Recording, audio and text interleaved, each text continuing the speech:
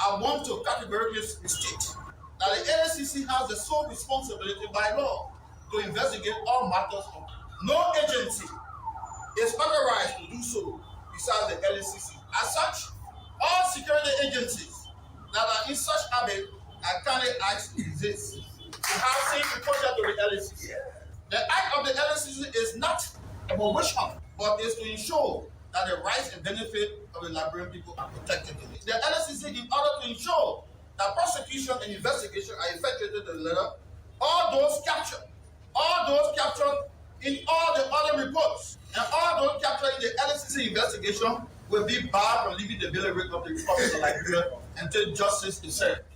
Anyone who makes any attempt to escape through surreptitious means will be arrested and prosecuted. Accountability will be adhered to undermine leadership. It's unfortunate that people try to politicize everything. Councillor Murphy Kane was given a letter signed by the President of the Republic. And as the tradition has always been, whenever any of our designated leaders are taking over an entity, the chairman of the party and other well-wishers go to wish him well. And so yesterday I was at a seaport where I was flagged by the new managing director for MPA, having our first interaction with the leaders and the ordinary workers of the port. And I got a call, Chairman Tape, Councillor Murphy is taking over and we need you to come and grace the occasion. And I had along with Senator Moy, with former chair, who was the Minister for Commerce, and Senator Kane from Bapaloo. We all permanent party leaders went there yesterday. And now these mortal beings that are walking around here pretending that they're heroes. Because all of them want to die. Out of the 8 warring faction leaders, 2 have died already. One of them laying now in his lonely cell in the UK. Prince Johnson, he will soon die. If he didn't die in jail, he will die from pressure, from the war crimes code. Alaji Kroma will learn that he also on his sick bed. You will soon be dying. Sekou Damate Kone will also learn that he's battling diabetes or something seriously sick. Yahya Nimlan will look, he's likely also he's going to follow later on the issue. George Bole. All of these guys are aging. But we're sitting down here and pretending that it's not timely. When is timely? When they are all dead and gone, at the time it will be timely? What precedents are we setting to send a message to the next generation? So nobody should own these guys. So when all of these guys die and something pops up later on, who are you going to depend on as your next hero? That's the reason why every decent society rely on the rule of law. I'm saying this to the president of Liberia and his gang. When you behave as a gangster, you are a gang. I am deliberately saying it. Anybody who must get at anybody at all costs for political seat, then you won't show what you're doing. The situation there did not start with the current administration. There has been issues in Kinjo, but of recent, issues escalated. And as you may have been following on social media, there's been problem. Everyone got their own interpretation, but we chose to now give you the government side of the story. There have been protests in Kinjo. Of course, the government has security forces deployed there. So when you put me at the helm of Liberia, then people start saying, look at the story of Liberia, like people talking Rwanda today. But right now, don't lift your hope too high. Things will get nasty, things will get dirty, because nothing's going to change. Even if you made Jesus Christ Minister of Finance, nothing can change. Nothing will change because the expense is looking you in the face. You have to fund everything. I see in the next few months a noisy country, a very noisy country, rowdy country, a heavily divided country, a very tough economy, a sense of elitism by those who are coming at the helm of authority. The coming in of the Unity Party is going to multiply the economic woes, the economic conundrum, the economic quagmire, the suffering of the Liberian people is going to multiply. We are not prophets of doom, but the reality will come. So when you put me at the helm of Liberia, then people start saying, look at the story of Liberia, like people talking Rwanda today. But right now, don't lift your hope too high. Things will get nasty, things will get dirty, because nothing's going to change. Even if you made Jesus Christ Minister of Finance, nothing can change. Nothing will change because the expense is looking you in the face. You have to fund everything. I see in the next few months a nicer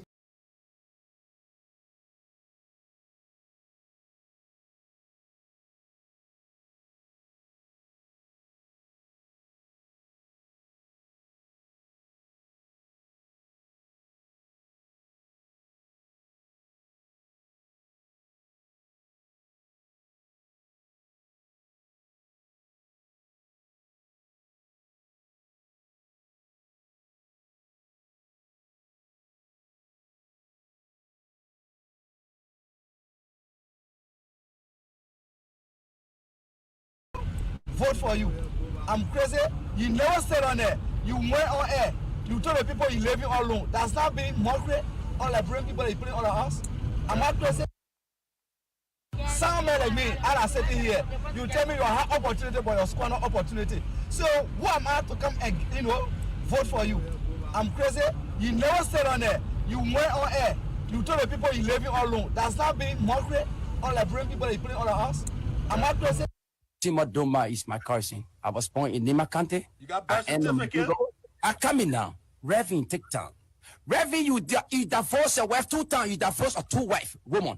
You see how you done lie? I only been married twice. I was divorced twice. You know jack about me. You don't want to say you would divorce your wife and she vote for CDC. Don't play with me. You don't know jack about me. You don't know me. Doma is my cousin. I was born in Nimakante. You got birth certificate? I come in now. Revin, take time.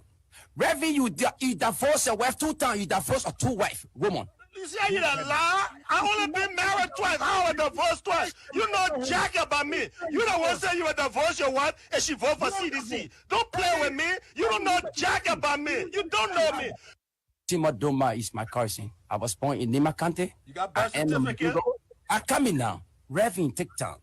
Revin, you divorce your wife 2 times. You divorce a 2 wife woman. You see how you done lie? I only been married twice. I was divorced twice. You know jack about me. You don't want to say you would divorce your wife and she vote for CDC. Don't play with me. You don't know jack about me. You don't know me. Don't trouble nothing too much, you know.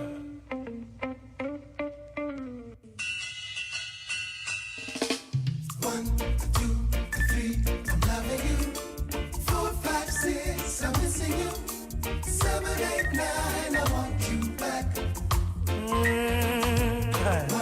2, 3, I love you.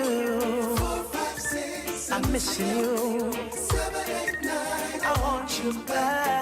here within my arms again. Long time no see. Out your love, I'm lonely. I miss you, and it's too hard to bear. What have you done to me? I'm waking up in the middle of the night without you, and it's so unfair. I toss and turn, reach for you, only my pillows. Soon awake, the morning sun rises, but I'm alone. Hurts me so. 1, 2, 3, I'm loving you. 4, 5, 6, I'm missing you. 7, 8, 9, I want you back. Martin Luther King Jr. said, whatever your hand finds to do, do it to the best of your ability. Whether you win or you fail, be the best of whatever you are. Here within my arms again. It shows on my face, the evidence is right here.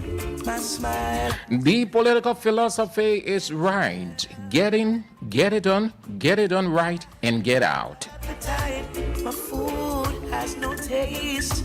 I'm losing weight. Malcolm X was right also when he said, if you develop a sit-down attitude, you get a sit-down result. And how great we used to be. Another day again with the issues to talk about on the show, Bits and Pieces on Voice of Liberia 104.1 Monrovia, Voice of Liberia 89.7 Kakatamagibi County, Voice of Liberia 90.7 Bon County, the online radio in which you can follow the show from wherever you are around the world. www.voiceofliberiaradio.com. Today is the 23rd day of May 2024 in the mystery country, the typical culture called Liberia. My name is Sam Andrews. Edwin Dwa is in. Together we are at your disposal from now till 5:50 with the bits and pieces just opposed to deliver unto you. And you make the decision because you are the ultimate judge. We aren't just your messengers. We are. Long time no see. Without your love, I'm lonely. I miss you. And it's too hard to bear. What have you done to me? I'm waking up in the middle of the night without you. And it's so unfair. 1, 2, 3, I'm loving you. 4, 5, 6, I'm missing you. 7, 8, 9, I want you back. 1, 2, 3, I'm loving you. 4, 5, 6, I'm missing you. 7, 8, 9, I want you back.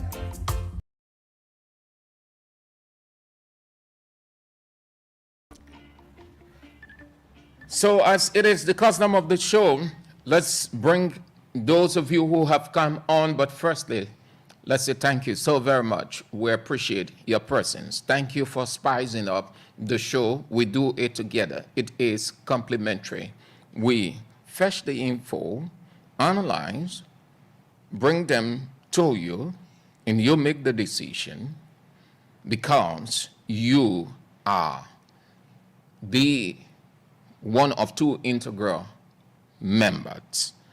So you receive because we fetch, analyze, and place it before you.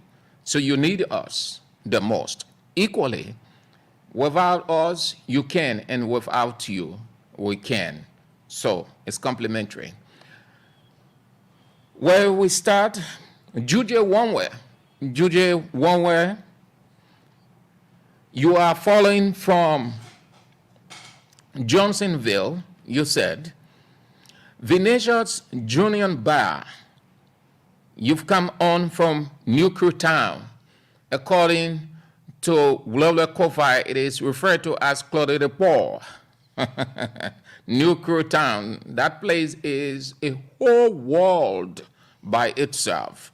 Mark James, you've come on from Gunta City, Nema County. Solo Wat Corsia, you are following from Gardnersville, New Georgia Estate. Yes. Okay, your comment is not bad, but such is the time, such is the situation. That's what the police said. We know riding back now is not easy in Liberia. Joseph Kohler, you are following from Banga City, Bon County. Stanley and Gayu, you've come on from Jamaica Road. Gabriel Mann, you are following from where you are, Broville. Thank you ever so much for coming on. We are inspired by your presence. Hope that you and the other guys are faring well as your wife. Charleston Tingbe, you've come on from the United Nations Drive, Buze Quarter, and you say keep up the good work. Certainly we are doing, and we are inspired by your presence. Eugene Jobo, you've come on from Capital Bypass, and you said great job. Thank you. And it's good to have you on also. Amara M. Ducle, you are watching from, you said, your comfort zone, United Nations Drive, Rally Time Market. Okay. Also, Charles Chinaway, Daniel Laman, all of Broville and Nizo, you guys are on the show this afternoon. It's good that you guys, good that we can have you guys on. Say M. Down, you're following from New Jerusalem, Plebo, Maryland County.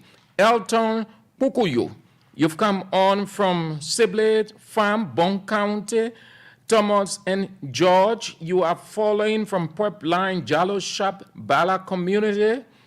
And MD MDS Boy, you've come on from Batnersville Estate. Stephen Coker, my dear John brother from Minnesota, the United States of America. Thank you.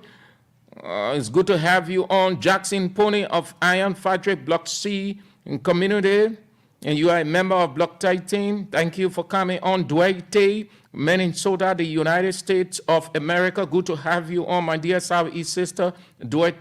Yumotro Kringa, also from Minnesota, the United States of America. Good to have you on, too, my dear sister. Okay, we've got a couple of things on our plate this afternoon. We shall recognize you as you come on. We got to start with something that is, in our words, a caution. That's how I can term it, a caution.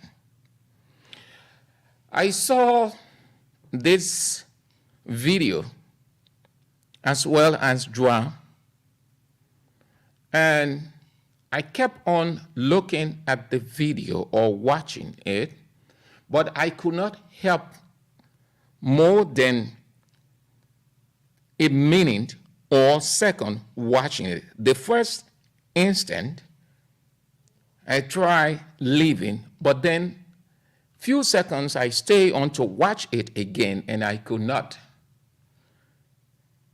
Terrible.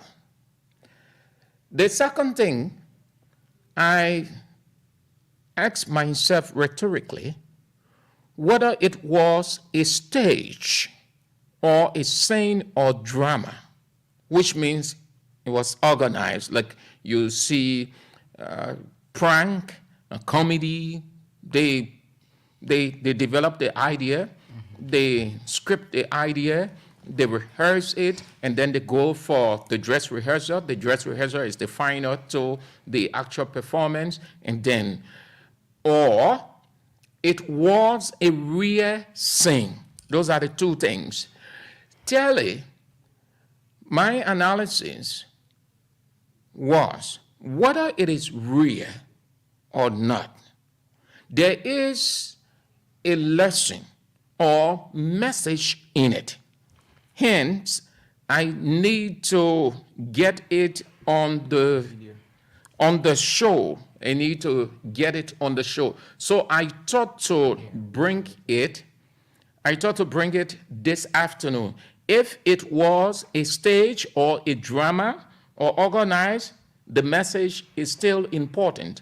If it wasn't and real, it is still important and still have a message in it. Before Drag and bring on the video, here is it. And this is a caution directly to all parents. Irrespective of your status, you want to be very careful. Advise, no, just to see, advise, the volume isn't anything. Advise your children. Talk to them as best as you can. Speak to their consciences. Guide them against anything that is societally or will be societally odd or detrimental that might find them in hospital or resort to death. I beg everyone, parents, whether single parent, multiple, whatever, please advise your child or children not to engage in anything, argument with another person, not to trigger anything, argument when you don't know the next person's reaction. Don't allow your daughter or son in the midst of a situation that might greet you. Indifferent thing. You want to be careful. I beg all of the parents, in Liberian parlance, would say, "Ahoyafo." What I saw, I do not know. I should be very honest, I do not. I only saw the video last night. Usually, before I get on my study table, I will get on the net to make some rounds. So make some rounds on the various issues, politics, religion, just different, following world news. And I came across this video and I stuck there. I thought it was a scene, and I still can't get over it, whether it was stage managed or it was a real event. But what I've decided, what I learned from it was, you've got to tell your audience in Liberia, the parents have to be very, very, very careful. And to you, boys, girls, know where you go. Know who your friend or friends are. Don't engage into any argument, whether on campus, university, polytechnic, high school, business place, at the office, wherever.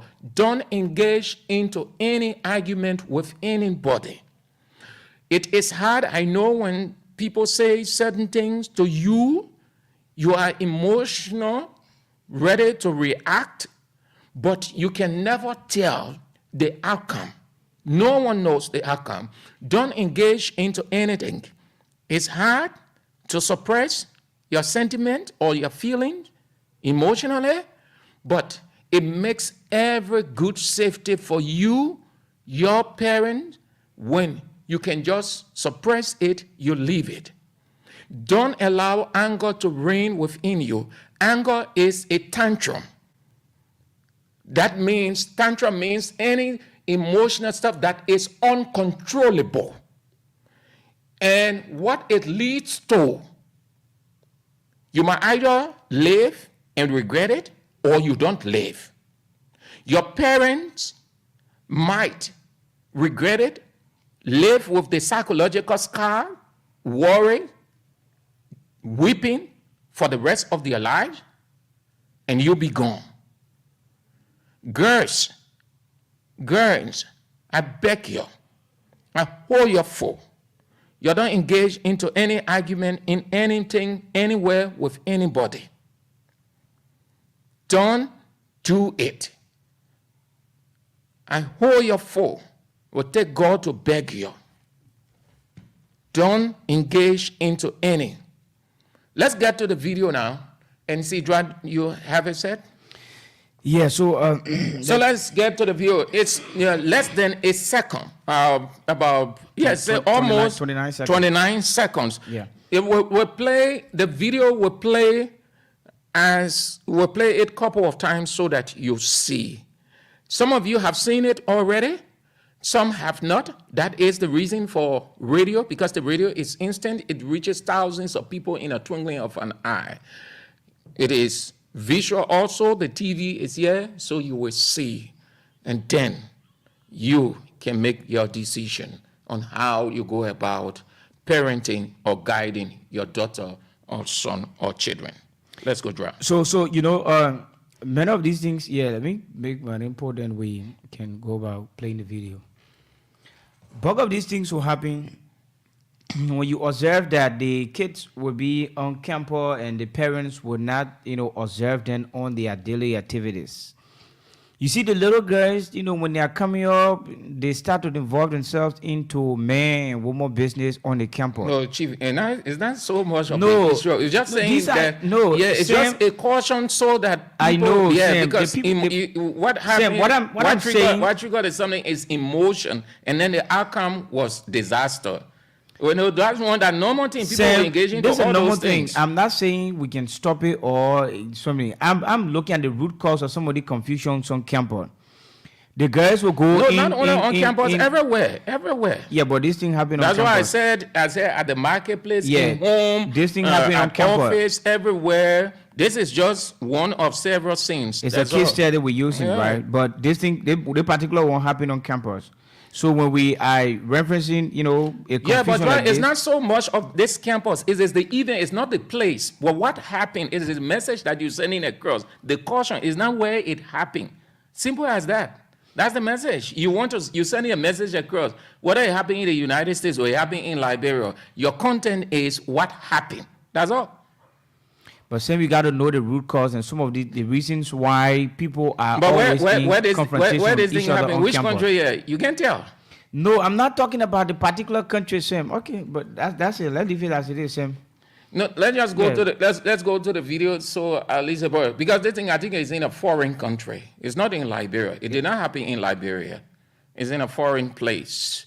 It did not occur in Liberia. The scene can tell you, the accent can tell you it happened in one of these countries. Can we get the video on? No, play for you. Okay. It can go this way. Yeah, be looking at it. No, so bring it so and look that side. Okay.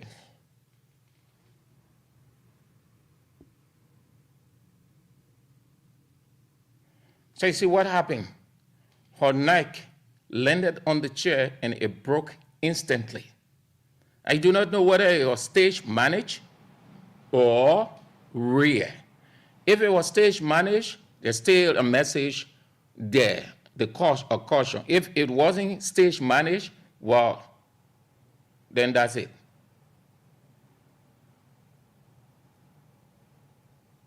Put the volume there, Sam. Okay. What means the volume?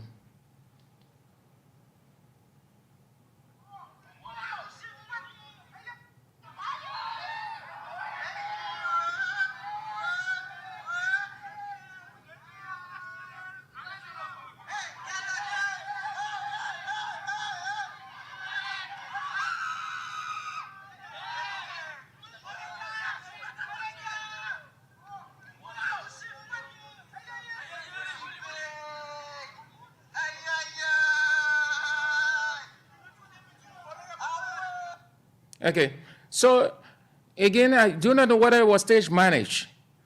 Let's assume it was stage managed or it was a comedy or a prank. The director was sending a message across. If it wasn't, they got into a fight based on a misunderstanding. The state sends a message across. At the close of it, one person got affected. Now, that to tell you that fight isn't good. Anything, disagreement, no. You have to be very, very mindful. You can never tell the situation. You've got people in South Beach, girls, boys, men, women. You got people at different police depots undergoing different things. You got people at GFK, Catholic, in the different hospitals and clinics around from injuries sustained just from fighting, arguments. We've heard in the past how a man, young boy, would stab his friend just from football argument, and the friend died instantly because of the emotional outburst. You've got all of these things, people everywhere, they're feeling the pinch of it. Emotion is hard to control, but it can be controlled. You can never tell. Those of you who will, every little thing you want to engage into, days you want to resist, you want to get on a person, you have to be very careful. Sometimes you might think that you and the person even joking. Those of you who like to razzle with men, razzle with lady, you have to be very careful. Some people, they are alive, yet they aren't alive. And you just put your hand on the person, you see the person going down gradually, and that is the end. You go to the court, the police station, you hear different things. Oh, we were just, I'm really, I just put my hand on him, I just tapping small. Now that we were really fighting, and he just went down. Because you can tell the human body, you can tell the system. You have to be very, very careful. Otherwise than that, you find yourself in something different. You might not mean it, but when it goes before the law will interpret it different. Some people in South Beach, in other places, just for that. Huh? Okay, we just start to share that. So let's move to the president. Huh? The president, it was announced yesterday that he was going to have his cabinet retreat. 3 days. It started today. The message is clear. The president will caution his people. He said a couple of things in his address. Most of his ministers were there. I said most because I think some of them are out of the country, and some of them out of the country, not all of them in the country. Some of them were represented by their principal deputies at the EJ ministerial complex. As it was, or it is the custom, the prayer and then the national anthem, the prayer, and then the president comes to open. He delivered not long of an address. Listen to the message, but it's not so much the message that I want to talk about. Listen, something happened there. Here is the president in cautioning his people, his ministers. Expectations of our people are at an all-time high. To deliver on those hopes, we must do things differently and with a renewed sense of patriotism and determination. Members of our team to encourage, engage in thoughtful, consultative, and open conversation. We should exchange ideas and plan on how best to address the economic and social changes controlling our country. Today, I remind you of the challenges and I made to you during our commission. It is no longer business as usual. This is a demand for hard work, dedication, unwavering commitment to the development of our beloved country. It is no secret that the fate of our nation lies in the hands of its leaders, which all of you here are. And although it is my picture that is plastered in papers when the government is scolded, but I want you to always know that it's all of us. And I want you to always remember that it's up to us, the officials, to pave the way for a brighter future for our citizens. We live in a challenging time where the global landscape is constantly evolving and the demands placed upon us as officials are greater than ever before. We must rise to the occasion and tackle these challenges head on with a sense of purpose and determination. In this globalized world and the age of technological advancement, Liberia must be seen as a competing, not to be satisfied as a nation at the mercy of others, or to be relegated to the lowest rungs on the developmental ladder. We must set high our standards for ourselves and advance us to change our country for good. We need to get here that often I'll tell our partners that when we do good, we're not doing it for them. We're doing it for the Liberian people, and we expect them to respect us for that. The President Joseph Human Boagang, with his cabinet ministers, the first of 3 days retreat to look at several cardinal issues nationally. So the message is out. It's in both hard and soft copy. You can get it and run through the address. Pretty close to that's pretty close to 15, 16, 17, 18 paragraphs.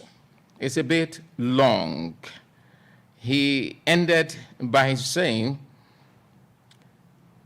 with a focus on the objectives and outcomes of this retreat, I am confident we will come from the retreat stronger and more equipped to fulfill our duty to the people we serve.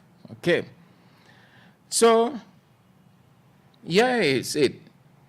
Personally, I pick up features from event. The content is very significant.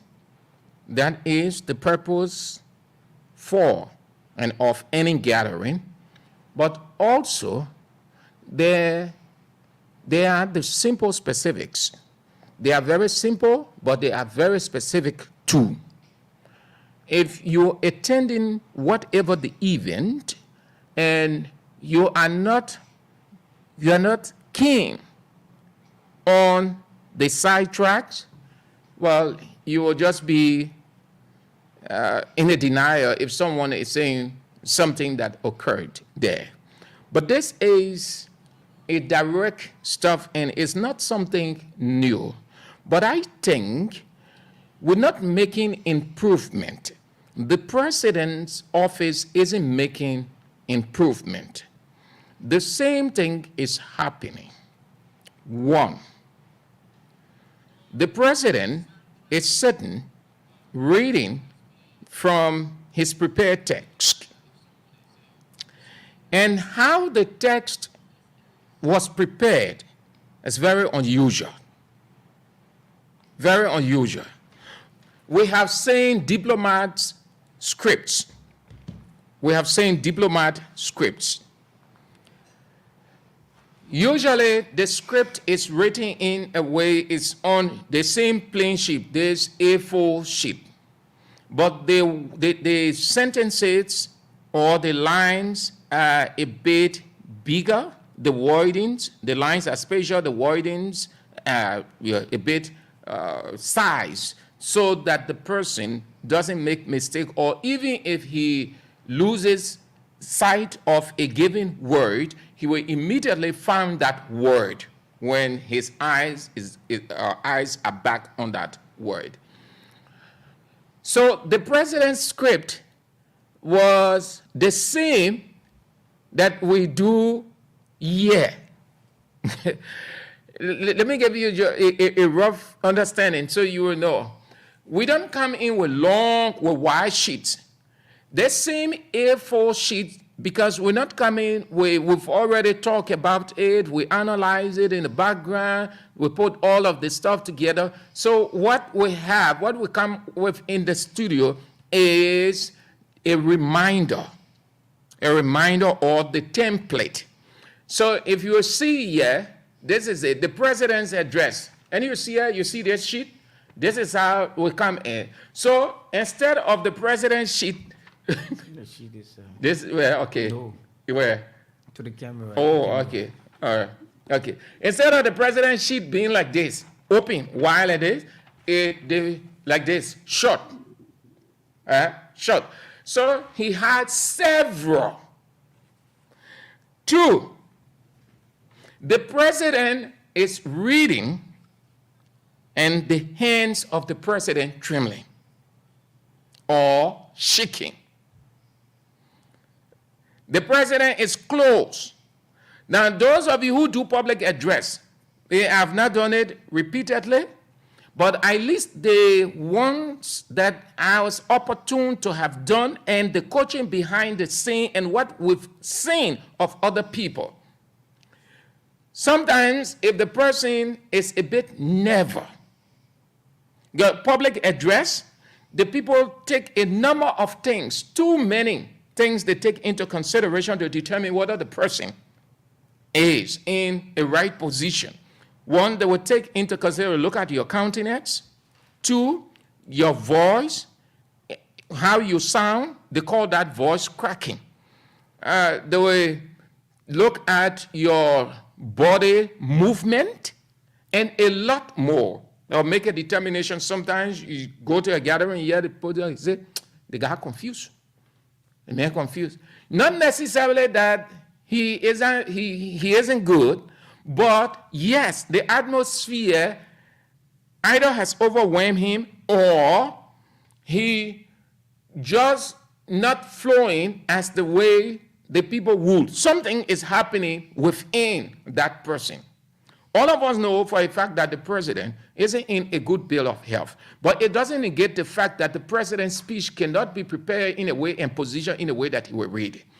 What he did today, he tried suffering himself. He wants to give an impression, or he attempts to give an impression. It is a fact that he's sick. He's not faring well. He's not in a good bill of health. This is nothing to brag and pretend about. He is our president. Everyone respects and honors him as the president of the country. But it doesn't say that what is observed of the president cannot be spoken of, because the president is the chief newsmaker of the country all over the world. Anything that is happening around the presidency in the United States of America, it raises the concern of the citizens. They're talking about it everywhere. So don't be fooled and say these people, oh, they want to go on the president. It's all because you don't look around. So instead of the president putting the papers down on the table and read from it, he tries to give the impression that he is in his prime, he can flow. Usually, the president will just put the paper down, and if he can hover over the table, not bad, but the person will put that paper those papers in front of him, and flow from there. The message gone across. Mr. President, today, you go by, you look at the video. Mr. President trying to give the impression. His hands shaking, the papers shaking. On top of it, but we talked about this thing before. Our president in Liberia, no one understands him better. When he's out of Liberia, he's understood well. He's talking or delivering his address at the ministerial complex. He's already low. Then the PA system will add spice to his weak, ailing voice. The people around the table can hardly, his ministers can hardly understand what he was saying, and they were only there clapping. That's the third feature. They were only there clapping every now and then. The only reason I did not bring it on the air, because when editing does not call for that. No, it doesn't call for that. Every little thing the person say here, clack, clack, clack, clack, clack, clack. But the law says just explain it, except in extreme case. And the reason why we can't bring it, because I don't want to waste your time. You can best understand listening, because it is the reality. We wouldn't fake anything. Every little thing the president said, clack, clack, clack, clack, clack, clack, clack, clack, clack, clack, clack. So you know what they were doing? They were not understanding him readily, but because they want to give him the impression that they understanding him, so they will clap. It's one of the ways that you give the person the impression that your message is cutting across, but consciously the message isn't. The president is low, very low. Then the PA system is bad off. The president in his own country is not readily heard by his people. When he's out of the country, then he's heard. I told the government people, whether you like it or not, you ought to do it, because it is the only way Mr. President will be heard by his people. The executive mansion, the government has so much money using or purchasing the pin, the small mic for the president usage. It will not cost the government anything but peanut. If the president was loud, like his predecessors, no problem. But the president isn't loud. The president is battling declining health. Hence, the best thing to do, wisdom requires that you allow the president, or you buy the pin for the president to use. You hang it on his shirt, right under his cheek. It can't be all of the time the president goes to do a public address. The people can't understand anything. The president is talking. Fellow Liberian, people of Liberia, with which one come you on this? Yeah, you know, everyone got their own way of talking. You know, everyone got their own way of talking. And what will happen is that not everyone that got a free flow of talking. There are people who are dragging, they are talking, and when they get old, you see that the talking will be a bit dragging. And that's the case of President Bouakai. Same is relatively saying the journalists or people who are responsible for the output of the president, especially with regards to people who will manage the sound system, understanding the fault or the issue of President Bouakai's speech.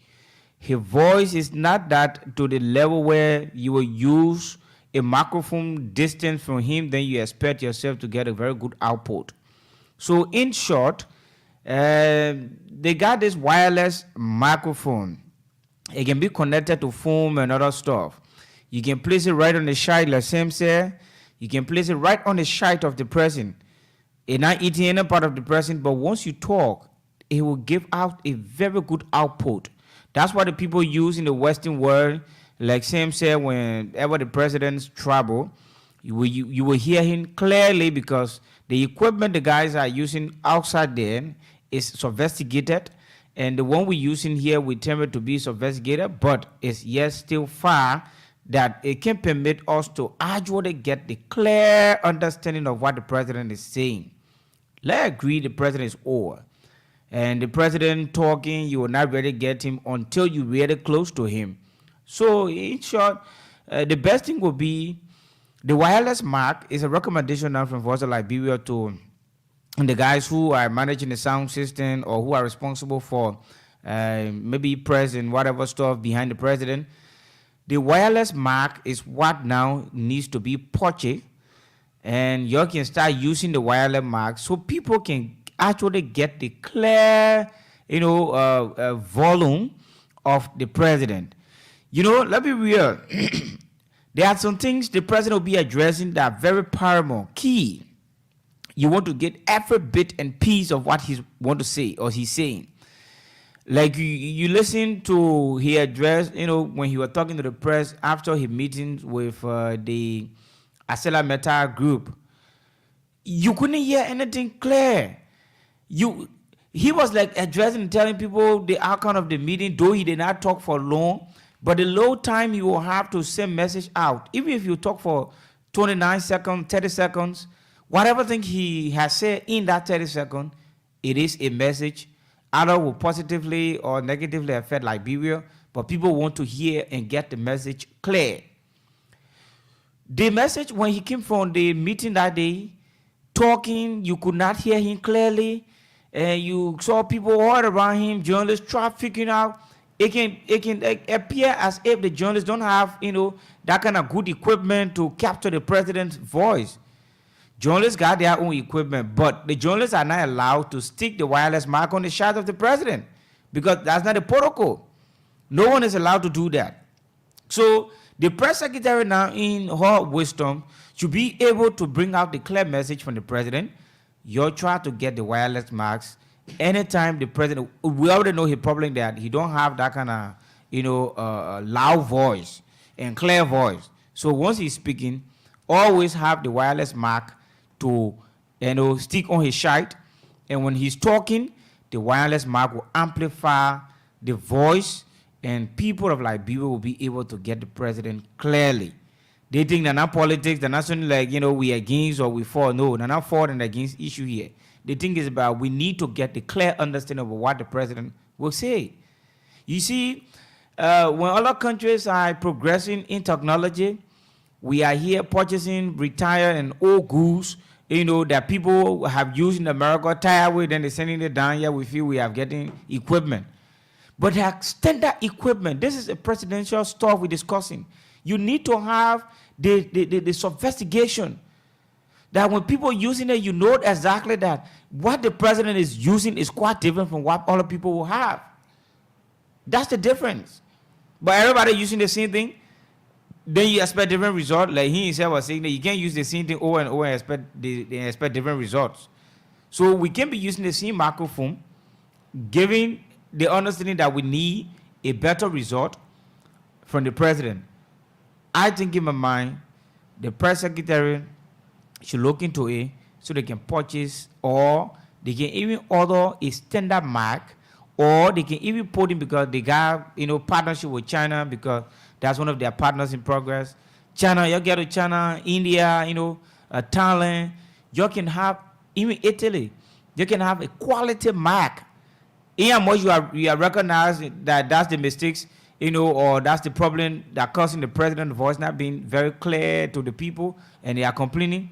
You try to get a very good sensitive mark that not everyone will use that mark. It's only for the president. In other countries, we can see that when the president, have that inability to speak, so that the audience can get the clear understanding of what the president is saying, they can order a particular microphone, and that microphone is only for the president or the person they order it for. No other person is allowed to talk in that mark, because it's going to be sensitive enough. And by the protocol, only the president or the president should talk in that mic, because it's been made particularly because of the amplitude of the mic.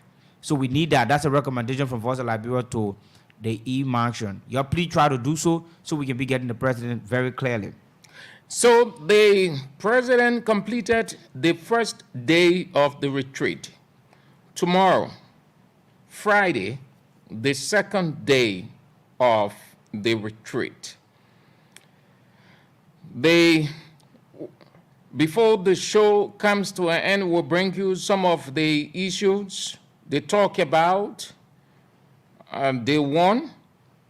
Day 2 will also bring you some of the highlights. Day 3, and ultimately, the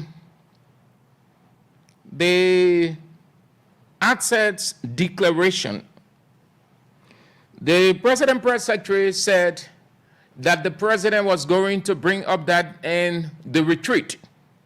So we don't expect anything of that on today, because this is the first day. The president got 2 days. The retreat should not end without the president and his people, or the president saying something about bulk of his officials not declaring their assets and the need to do.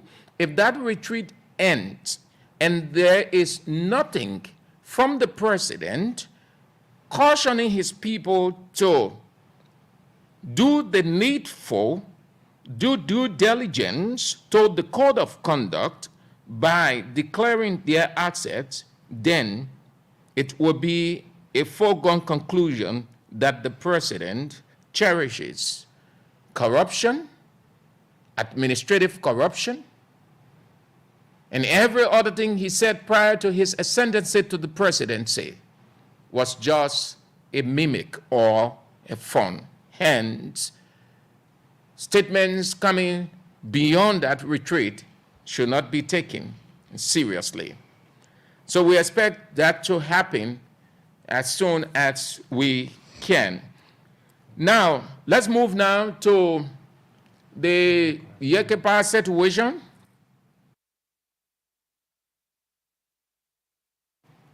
Let's move to the Yekepa situation. The people on that side had the audacity to allow the students to sit their exam or do their exam in the night. Very unprecedented. Yeah, Pastor, eh? Yes. Allow the students to sit. Already the country is down, no electricity, then they allow that. I do not know what they wanted to achieve. That caught the attention of the House of Representatives. they will mandate their committee on education to do a full and comprehensive investigation. That means they must probe the Ministry of Education for allowing WAS to administer the exam at 7 p.m. in Yapa Town, Riverside County. It follows a communication from Representative Steve Tikwa. He said that he was writing to request their assistance, plenary, which is the highest decision-making body, to invite the Minister of Education, Jasso Mali, to provide an explanation for the decision to have administered the West African Senior School Certificate Examination Test in Yapa Town, Riverside at 7 p.m. Representative Steve Tikwa said in his communication that the timing of the examination raised questions about the fairness and accessibility of the testing process for all students.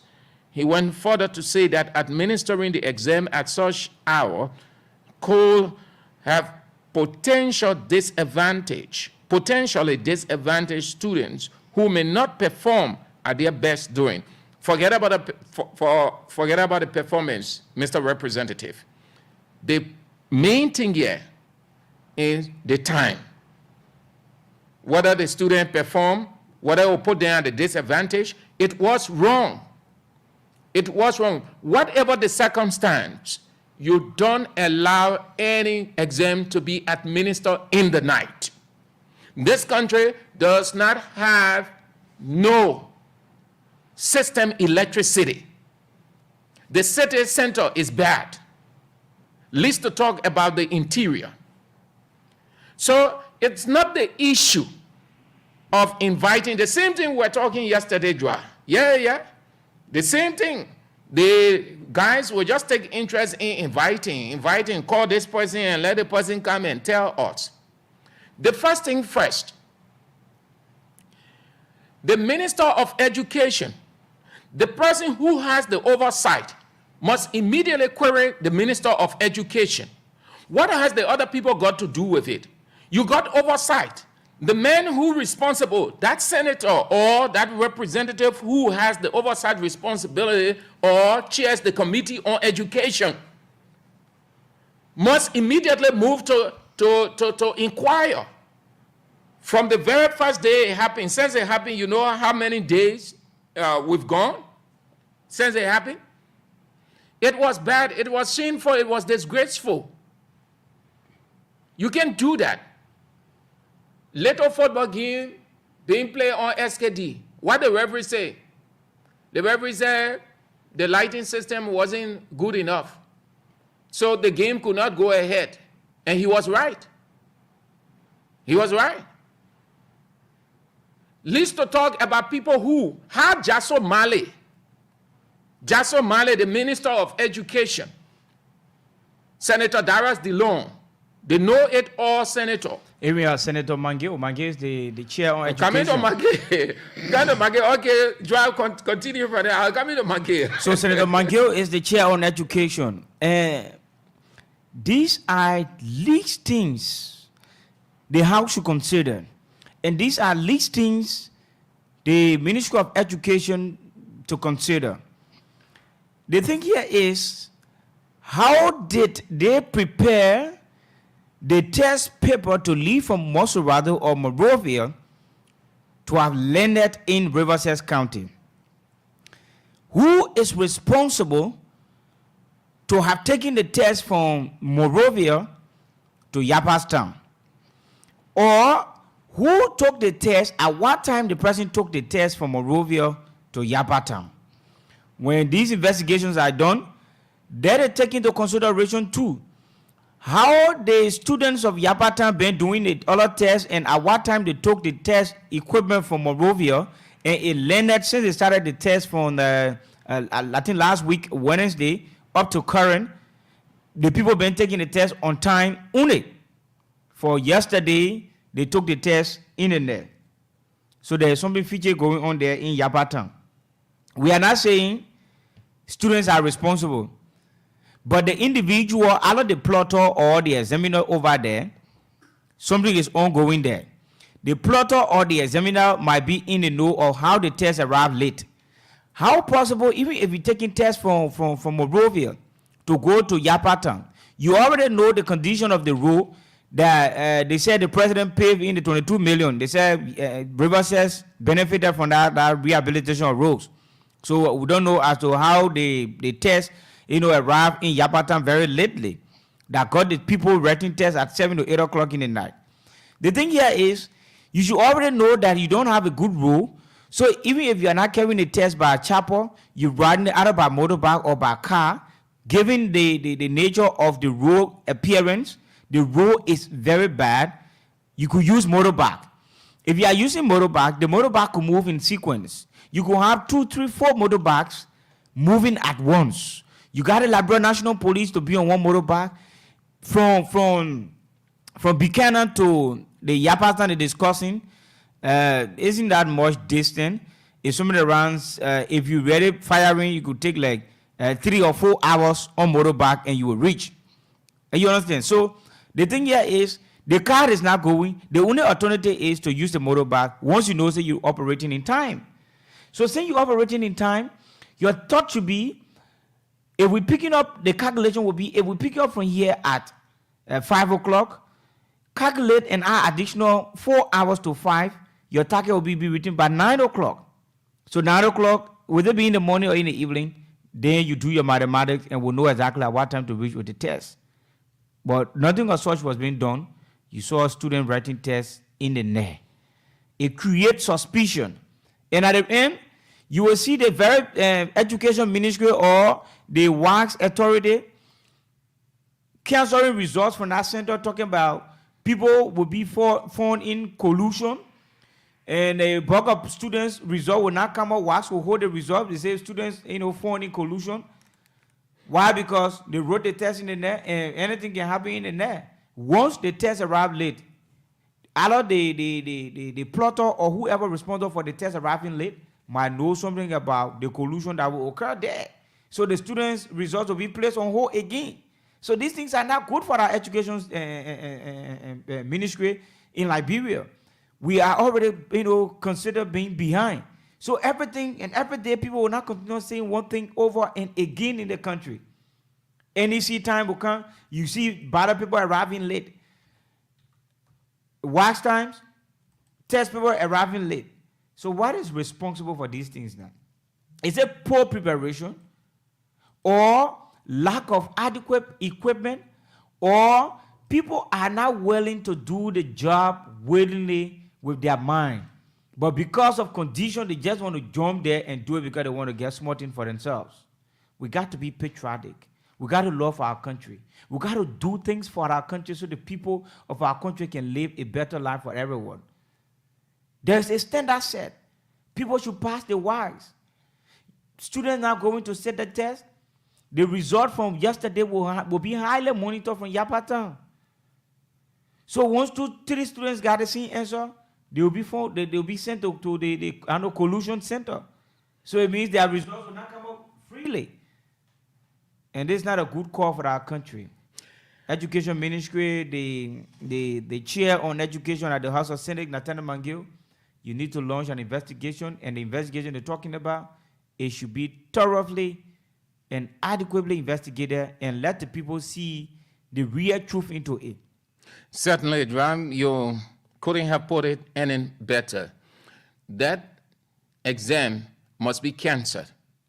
If the Ministry of Education certified that exam that was administered in the night, then the ministry has opened the room for academic fraud, and they will have not the audacity to question any institution in this country. They have to cancel it. It was done in the night.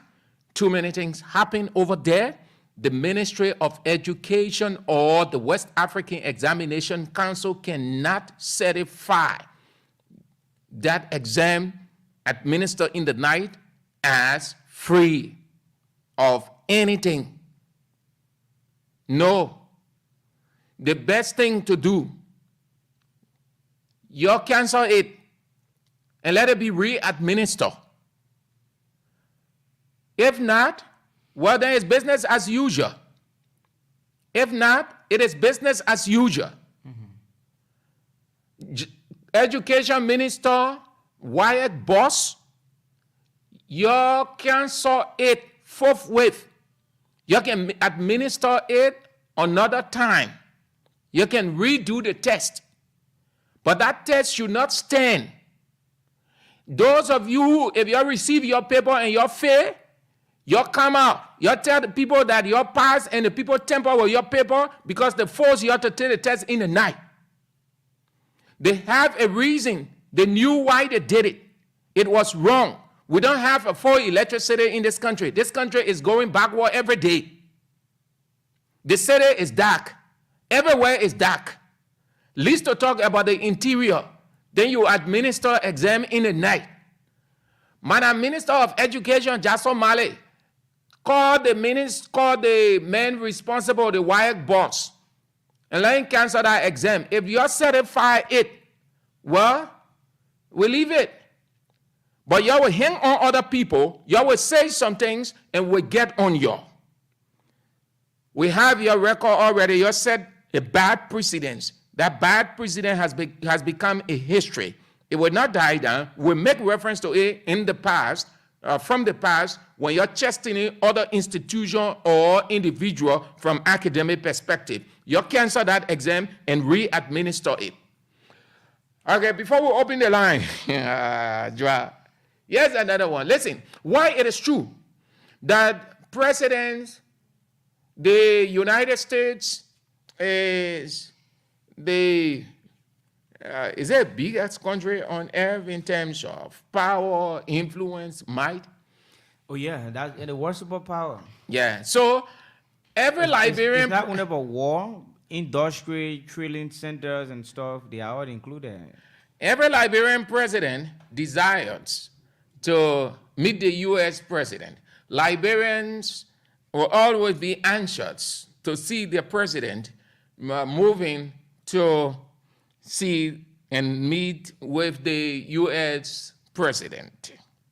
It is a good thing, but not necessarily something that can happen in a twinkling of an eye. When former President Sirleaf came to power, it took a little while before she met George Bush at the White House, even though she was well protected and supported by the U.S. government, and her government became one of the most corrupt in Liberia history governments. Then came former President George Weah. The citizens were raising their voices when with the president. Those who are in power now, they said that President Weah was never going to meet the president of the United States because he didn't have what it took to meet the president of the United States, that he wasn't the kind of president that the president of the United States would have wanted or feel comfortable having in his presence. That bothered the CDC government and CDC officials. Honestly, we should admit. But with the passage of time, the president had a gathering, and then the second gathering. The first gathering was informal, and then the second gathering was formal. But it takes into consideration, or it brings out certain things. Meeting the United States president is just not because you are president for Liberia, so therefore because Liberia is America's child or baby. I like how McCarthy said it, McCarthy before he left. He said, I always hearing from time to time, he say, Liberia is America. He said, no, we are not. He said, we are complementing each other. Liberia is an independent sovereign country. We are complementing, we're not. And he was rare. In essence, he was saying, oh, come on, man. You can grow. Everything, you're just begging, all what they say, America, we're responsible for your independent, we're independent, you can develop your own self. So these same people who are in government now, they say a lot more that was not possible, just we can't make it, just we are there, all kinds of stuff. President Bouaga comes to power. For me, I hold a different view on that. And the view is nobody, no Liberian president will come to power without meeting the U.S. president. It takes time and it's on purpose. But when you are outside and your friend is inside, do not unnecessarily criticize when you are literate enough to know that it takes time and purpose. So, yeah, is it? The expectation was high. The U.S., everybody, Bouaga going to the U.S., he will meet the U.S. president.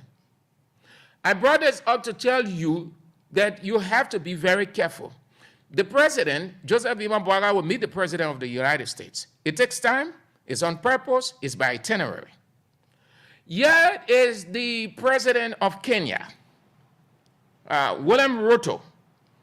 William Ruto is with or met the U.S. President Joe Biden on an official visit to the United States. And according to the information, William Ruto is the first African leader in more than 15 years to make an official visit to the United States. And when we say United States, we're talking about the White House. The information went on to say that this is an opportunity for President Biden, Joe Biden, to demonstrate commitment to Africa at a time when Washington appears to be playing a catch-up in its engagement with the continent. Oh, man. Anyway. I think, don't worry. Other African presidents are meeting the president of the United States. Our president will meet the president of the United States. It's just a matter of time. Yeah? That's 6 years. If you reign for 6 years and you meet the president of the United States, then your reign was cursed. But, Sam, I thought they said the president, Joe Bouaga and Joe Biden were best friends. They went to school together. Yeah, I heard that during campaign time. They said President Biden and Joe Bouaga are best of friends. And, they attended university together in America. I want to know. Wow, then that's a good thing, eh? That's a good, stuff that will open development for our country. I want to know that they have the two first initials. No, JJ. Yeah, that you know, but I was reliably informed that the president, Joe Bouaga, and Joe Biden had something in common. That they went to school together in America. I think, they did masters together, something like that. They got relationship. Okay. Yeah, during the campaign. I heard that. Reliably, I heard that. Okay. So we move to the line now and take few calls. Yeah, let's go. 0770-907-907. 0770-907-907. Then we move on to something else. What is coming in here? 0770-907-907. 0770-907-907. What is coming in from the executive mansion? Hello? Good afternoon.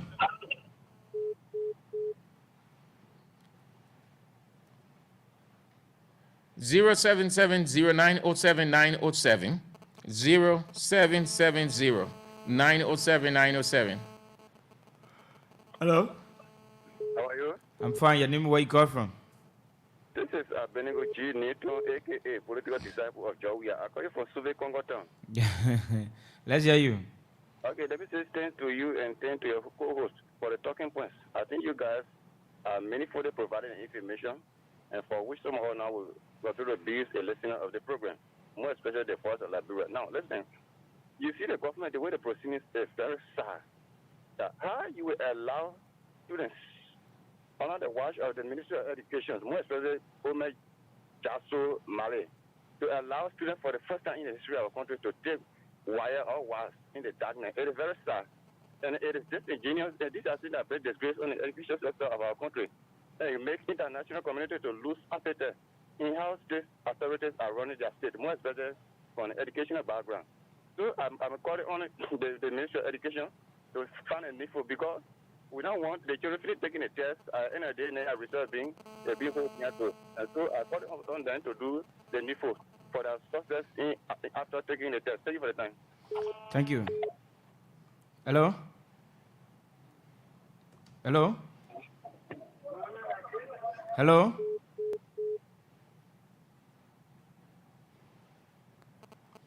Hello? Hello? Hello? Your name and where you come from? I'm Jasper with my city. Please be audible. I a bit scream to your voice. From my city. I Banga. Yeah, Banga is cool. Let's hear you. Yeah, I just want to do some clarity that I can bet on. Joe Burger, he went to school in Liberia, never attended school with the U.S. President. Joe Burger don't have any outside experience when it comes to education. Really? Went to CW here and graduated from the University of Liberia. That I'm 100%, 100+% sure of. No, went to no school in America. Okay, thank you. Hello? Hello?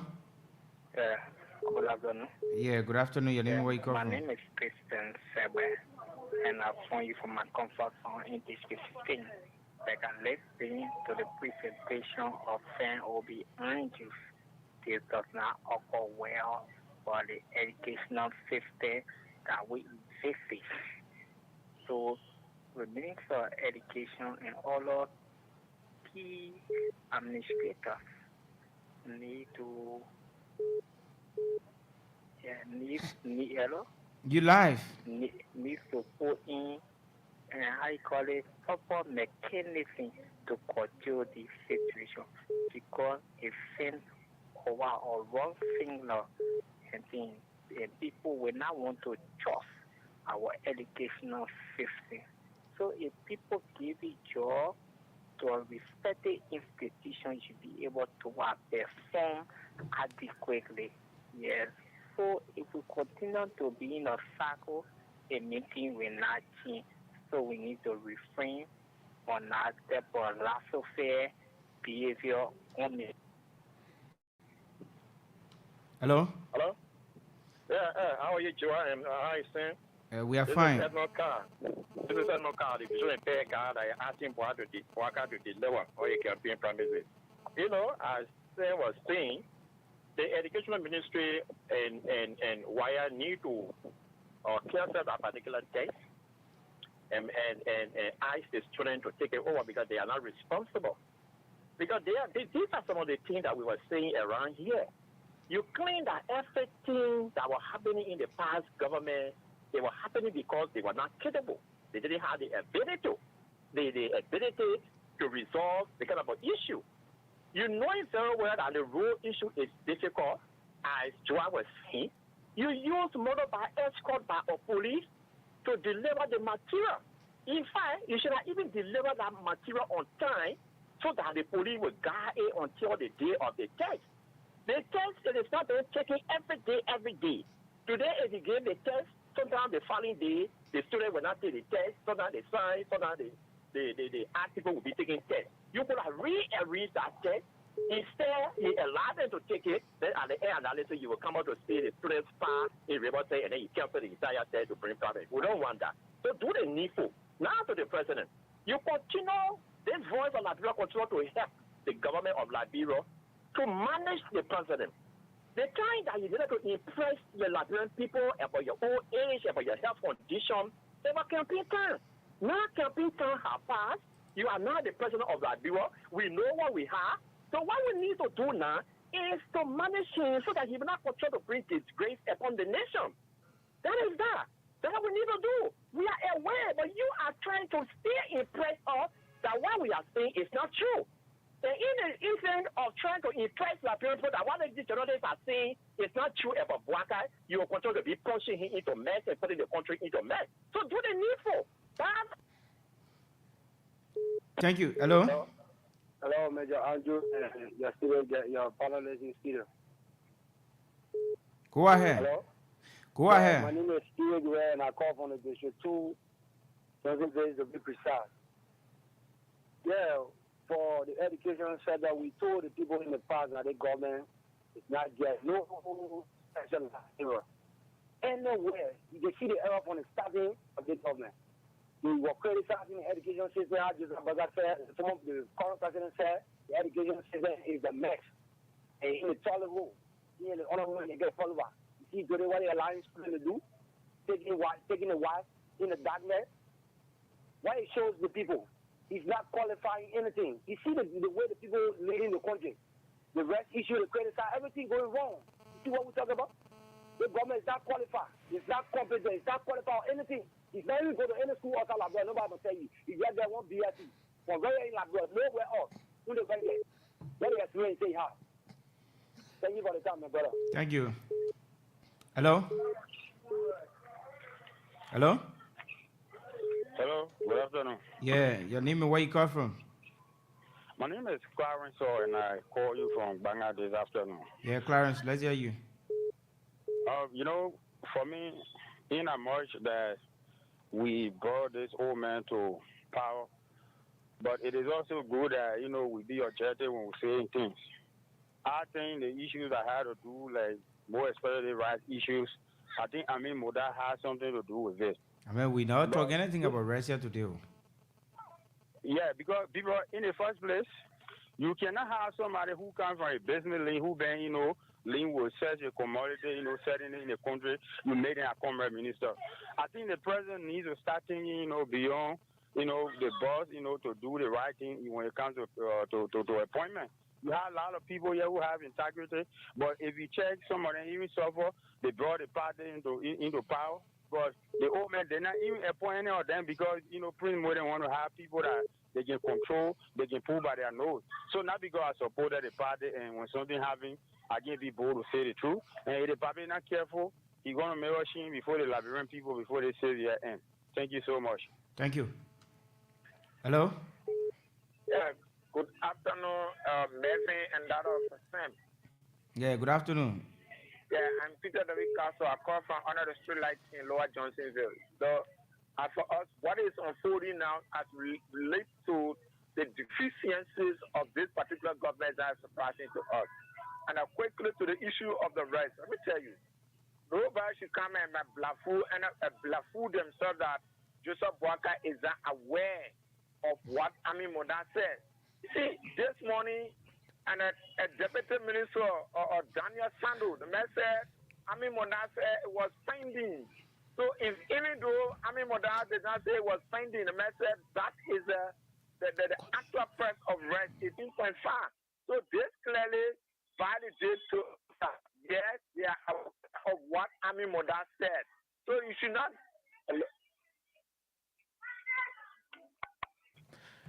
All right, Chief, thank you ever so much. Well, salient point you made. Okay.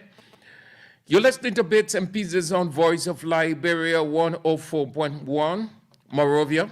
Voice of Liberia 89.7, Kakata, Magibi County.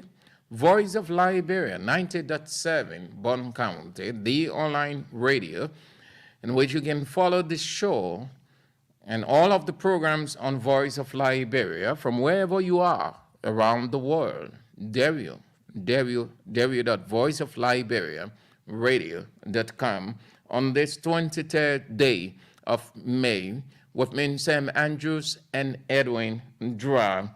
We talk about the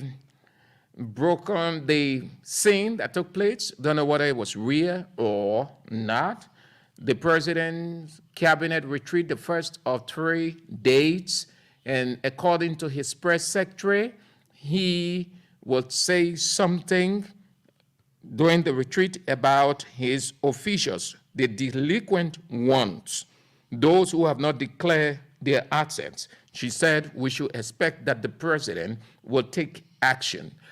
After we shall have heard from our correspondent, then we look at the progress being made by the new boss of Liberia Water and Seawater Corporation, Mo Ali. Fire hydrants we've been told have been reactivated by the Liberia Water and Sewer Corporation, and also the restoration of water supply to Central Monrovia. And it seems that the president is thinking hard, along with his people, to reconstitute the access recovery team. Information has it that he might likely dissolve the current access recovery team and constitute a new team. And it's very likely that the head of the current team, Edwin Clemente, might not be the head. You want to stay on for these conversations after Edwin Dra speaks with our correspondent from the county. Okay, so I'm trying to get on Ramsey Singbe. Ramsey, as usual, is our MyGibi contact person, and he will come on to give us the response from the MyGibi County Legislative Caucus, but particularly the House of Senate. You know, last report, he reported that the Unity Party and some alliances in Margibi County wrote a communication to the Senate committee, and they expressed a lot of dissatisfaction and disappointment in the appointment that was made by President Joseph Boakai affecting the local government in Margibi County. And he just wrote that the House of Senate has responded to the letter, and we hope to get a response from Ramsey Singbe this afternoon. And as we get a response from Ramsey, we will also be looking as to how to talk to all our correspondents across Liberia. Ramsey now is on the line. Let's go to Ramsey. Good afternoon, Ramsey.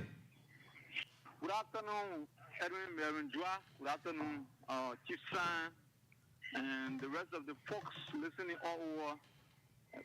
I'm glad to be on the show this afternoon from Margibi. Yeah, thank you, Ramsey.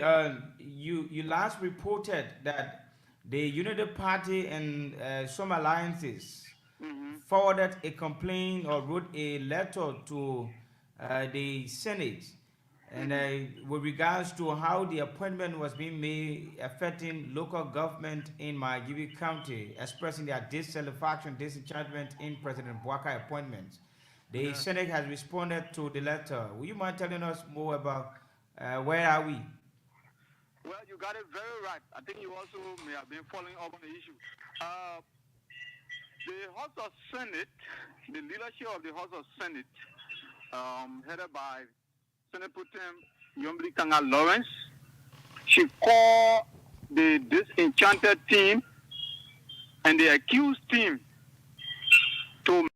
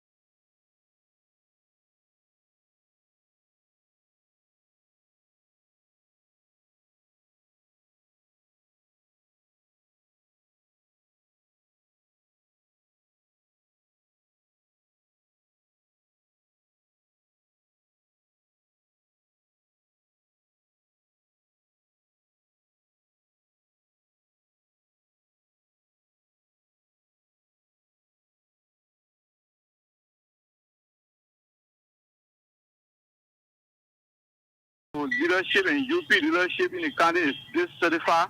This is not anything that we should overlook or disrespect. Therefore, you people should go back to status quo, auntie. So they were sent back to the county that they are now coming to sit with the alliances and the UP leadership so that there will be a consensus decision.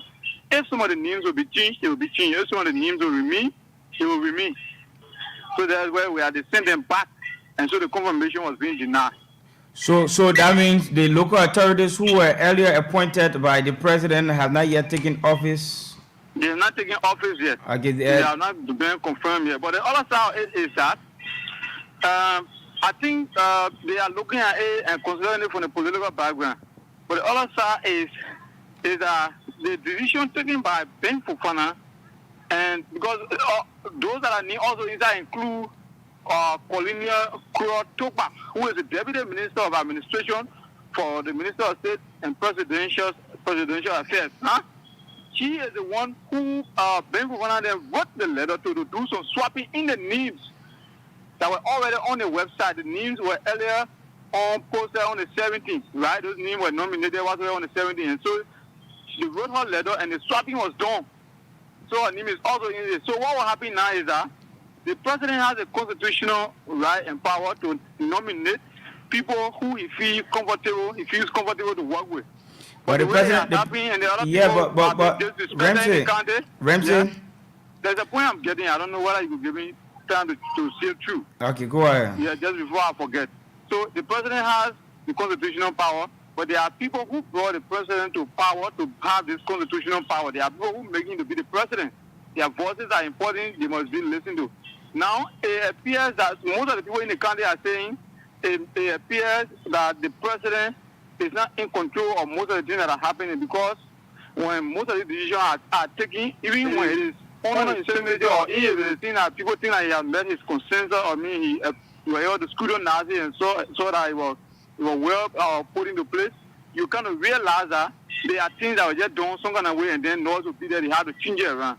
So they are saying that means those who are doing the posting of the name or the way the president is doing the nomination, whatever, he has to be careful, because it is making him to appear to the public that he probably does not have this control in what he does, because people are doing their own thing on his, behind his back. To see that the president will do a nomination of names, then people in the party who help the president to come to power, they get problem with it, and then there are people who work close to the president that operated those names to go on the website, meaning that the president already have approved it. Then the senator can send those people back to say we deny, the nomination of these people, and we cannot disrespect the UP leadership. And the Senate president is a UP, supporter of UP. Mm-hmm. So they send it back to the county now and say, yeah, go back and start from square one. Yeah, go sit down with the people and have discussion. And let's see the consensus be made and send a result to us. So the appointment is being denied.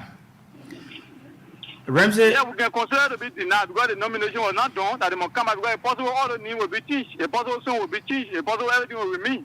Okay. So we can consider it to be denied or not denied, but that is the status of it now. Ramsey, the president has the authority to appoint people to work at his will and pleasure. The president does not know everyone across the country, especially with local government appointments. And bulk of the appointments, as has been observed from previous government, is being recommended to the president's office by some of his close confidants. So it said that the hierarchies of the Unity Party are totally against the appointment or the recommendation by Ben Fofana. That's why it implies, right? Yeah, their point is they are not, what they have said, most of them have said to me, is that they are not against anybody getting job from Maggie or Ben Fofana. No, not against the people, but they are against the tradition.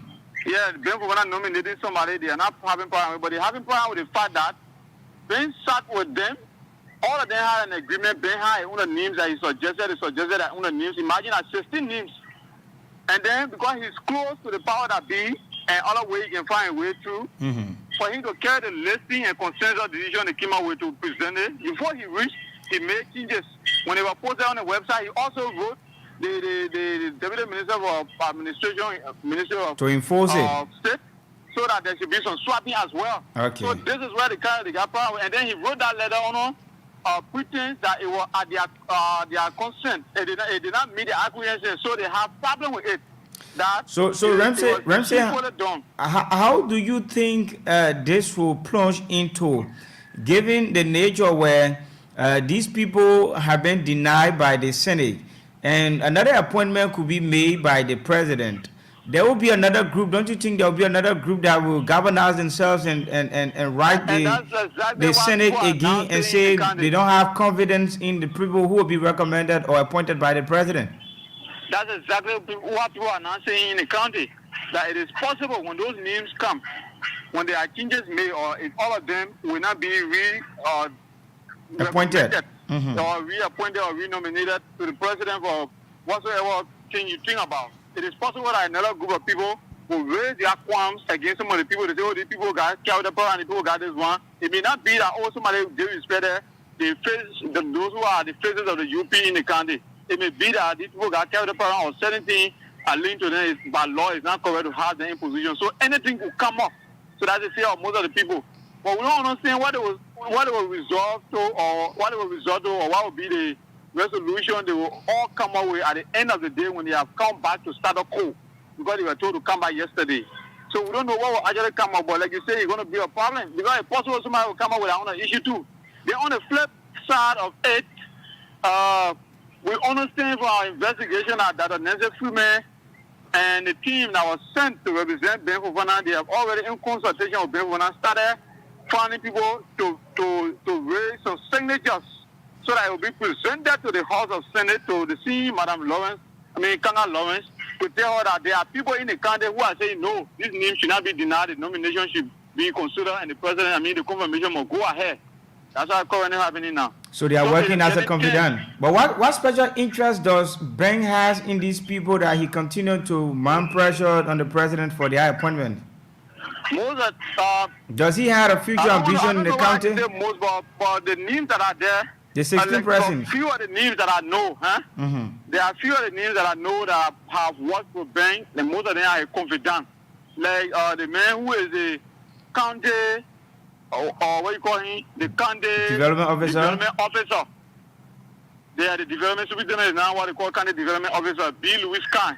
He has worked with Ben Fofana in his office at the legislature when Ben Fofana served two terms rather. And then the man who is nominated to serve as the commissioner for Lakita Township in district number 4, Martin Senengbe, is also a confidant of Ben Fofana. He's a confidant of Ben Fofana. And there are other guys too, also people close to Ben Fofana recommended. Like Kakata, we are understanding that the city mayor is somebody who was recommended by one of the guys who is a confidant and a leader in the county too, to Ben Fofana. So they did the recommendation of the city mayor on our background, and Ben Fofana will consider it. So different things, different people who are close to Ben or associated with him, that are the names on our list. So I think here is where now people are having problem that, he changed the list and just put his own people name there. Okay. And they are saying he's doing that because he wants to have absolute control in the country, because if he have almost all, apart from the superintendent, the rest of the local leadership, there was 16 of them, if you have all of them being under the control of Ben Fofana, and I say he want to have people who he can be able to control and be able to control the county, to make the county to move in the direction that he wants it to move. And they are also saying this is action is divisive, and it has the potential of bringing noise in the county. And it also will cause people to undermine the leadership. If these people do not have understanding, there will be some undermining and fight in the county, and you people not succeed in their working here, or the type of development that people should be able to benefit from in Magiri may not come forth, because people will be fighting, holding for position and undermining one another. That is the reason why they thought it was necessary for them to come back and sit on the round table to have an understanding with everybody being respected and represented, with their voices being recognized. Don't you think people will say Ben is doing all of these things because he had political ambition to contest as a senator in 2029? Yeah, that's what some of the people are saying, and besides that, that's what I'm knowing, that Ben Fofana did not contest 2023. On ground, he wanted to pay attention to the UP. When UP comes to power, within the 6 years, they will manage to make their name and made some move in the county. Then 2029, he will want to come back to run as a senator in the county. But that is not something that he himself has said. That's what most of the people in the county have been saying. Some of the sources that are close to him have also been saying that. Thank you, Ramsey. Today is Thursday. Is there anything you have observed from our students writing works like what we experience in Yapatan and Riverside people writing tests in the night? I listened to that conversation. I followed it the other time from one of the comrades who are, explaining that thing to me, and then I also see a lot of people holding it on the social media. And I listen to you guys doing the analysis. I think your analysis were all correct, but it was also very funny to me on ground that the situation is very funny. You have people reading words in the night. Yeah, I don't know how it developed that, but nothing of such I have been observing my GB here because I traveled to a lot of the places where they're doing the tests. I've not observed anything like that, and I've not heard anything like that. So I don't know whether it's something that has happened and it is being kept aside or it is under cover or it was hidden. But I can assure you that from what I know, there's nothing of such that has been experienced in my GB. Okay, Ramsey, tell us lastly about the city of Kakata. There is no city mayor as we speak because Emmanuel Gore was being released from his post despite his the person who's supposed to take on has not taken on. It makes the city still dormant. How is the deck issue there as relative to the Beaumont Junction, the Kakata Main Street, and all of the Sugar Hill around? Yeah. You know, I'm from the county and also from the city. So, it is actually a shameful thing to report on it, but I got to report it because we must say the truth. It's not about whether it's our interest or not. We should be able to say as it is. But sincerely, Canada is very dirty. Wow. If you can't, no, but I'm telling you, come and do your research, come and check out for yourself. And we got you there. We'll not have to come there. We have you there. Yeah. All right, thank you, Chief. So when the other time when former president said he said Kakata is a gateway to trash, some people felt confronted or whatsoever, but up to present it is still being proven. And you know what made the dirt being parked in the street at that? No. It is from a very bad decision from the past city mayor Emmanuel Gore. How could he have even derived as a decision to tell the people who are selling in those stores and shops along the way to be able to dump their dirt in the street, that people will come to take it from there. Some days they will be there, sometimes weeks, sometimes for days. And you know what happened now? Liberians will quit to take situations as opportunities. Most of the time, you will not tell me that you are in the street, you will not tell me that dirt that are just coming from store, from shops, when people are selling their soap, they got cartoon, blah, blah, and all that thing, you find palm pomade, you find flowers out there. Seriously, you find coal or arches from the copper. Sometimes you even find toilets in plastic and whatsoever in the street. So people can pay Zogos at night to take the dirt, the disadvantaged youth, to go and dump it in the street because the city mayor has said it, or the former city mayor said it, and it also has almost become like a custom in the city. So because of that, the people take advantage of that. They carry the dirt and just go and dump it in the street where they will see dead store park. And sometimes it will take time before the guys clean it from there. Before they kind of clean it, the street will be stink. Okay. It look filthy. Very, it's hazardous. That's how I want to describe it. So we're just hoping that this new city mayor will not continue on our path of parking dirt in the street. Our understanding from the nominated city mayor that as far as the plan he got, if he's successful, he will ensure that the parking of the dirt in the street will not be in the street. It will be parked somewhere else where the guys can get, but you can't park it in the main street. And another thing that has been hampering Kakata City cleaning is that the politics. That one reason that the city mayor, former city mayor, and the former superintendent were never working together closely. Former city mayor always crying, Emmanuel Gore always crying with the name of former superintendent Jerry Varney that there was no support. Another factor is that most of our Liberians, we think that when they say city mayor, your responsibility is to be working from street to street, from house to house, and be cleaning up the place. And some people think that it is their right to put dirt in the street. To the extent that when somebody drives dirt, you talk to them, the person will tell you, you're more than the city mayor. I want to see the day you see the mayor here. You must say that your house here.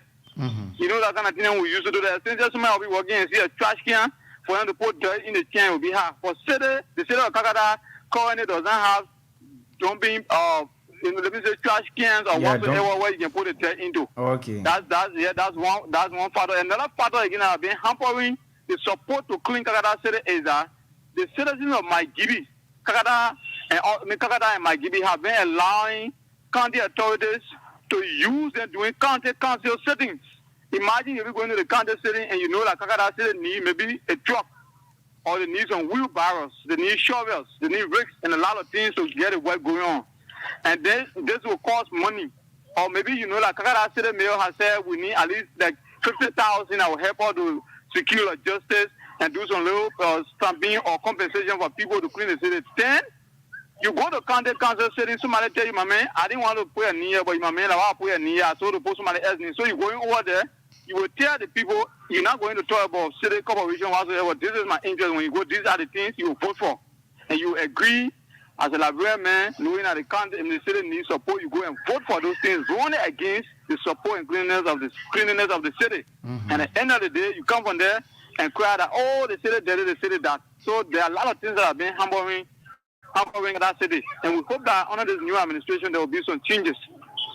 Thank you, Ramsey. I would love us discussing a bit about the drugs issue, man. Kakata being, alarming, past moms and stuff. How is it like with the condition of drugs, especially the Langotan Bell in Kakata there? Well, with the Langotan, though you did not mention that in your report, but yeah. I'm sure you've been in Kakata. You might understand something about the drugs issue there. How is it like now? I am following up on a drugs case, which I will just show a little light on because I've not gotten all the information fully. But the guys were being arrested along the Bowman's Road with some huge quantity of drugs. From what I understand, he's currently at Kataha Center Prison. And then another one again, it is from the Wela end where the police did some arrests, and some of those people are in Kataha. And I see some of their family members running from place to place trying to find a way to get them out. And we understand that they are finding it difficult. So I started, doing investigation on these cases today, which I have not gotten all the information that I need, so I can go into detail of them. Okay, but what I also know is that the DEA, in recent times, have done some tremendous work in Kakata, Langota, and most of those infamous ghettos that you know about in Kakata. They went there, they cleared all the places. But the guys are stubborn. It's possible they will come back. Like the one instance was at the old Aminata gas station in the main street of Kakata, opposite the police station. The DEA went there and raided that place. After nearly 3 weeks, the guys went by again. They went for them for the second time and raided the place again. This time around, they have not gone yet. We don't know whether they will come back. Okay. Yeah. All right, Ramsey, thank you ever so much for filling in this afternoon. Thank you ever so much. I appreciate that. Okay, Ramsey. So Ramsey Singwin is the Maigibi County branch manager. You heard him. He explained a lot about activities in Maigibi County. And let us emphasize on what are those things that he said, then we'll go to the line and open the line and have a say. Ramsey told us that the local authority who were being appointed by the president, we had informed that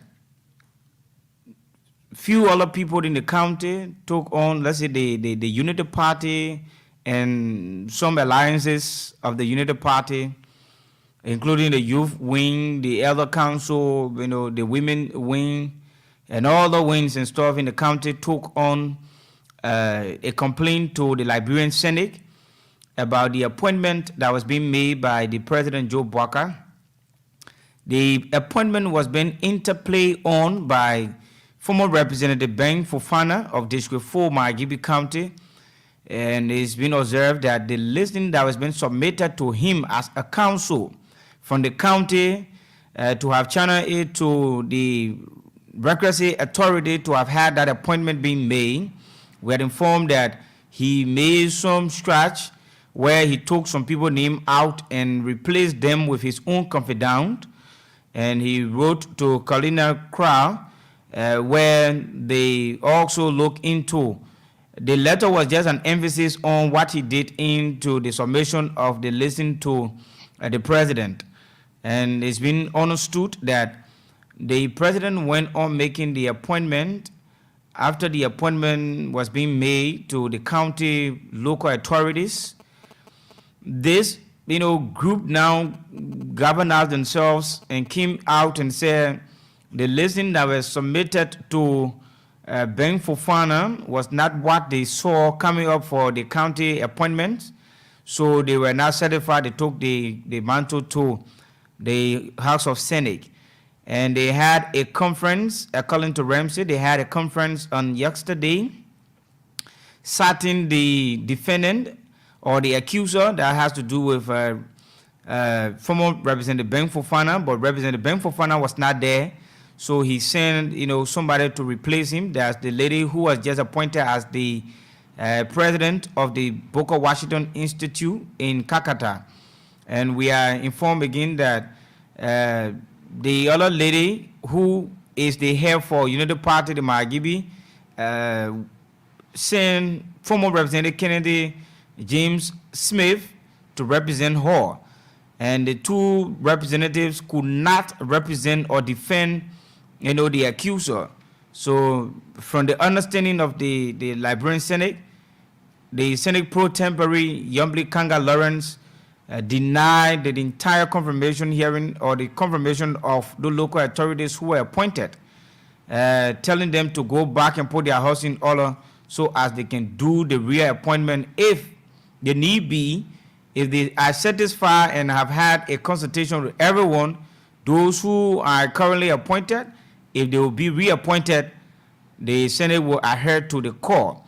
But if they don't agree, the Senate will not also agree because they did not do a due diligence and regarding to the submission of listening to Ben Fofana.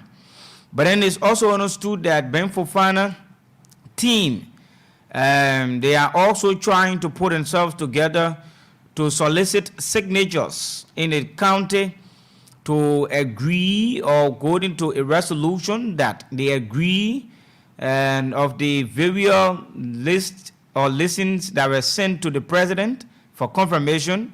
They agree and they are satisfied with those people so they can serve the various positions in the local authority in Margibi County.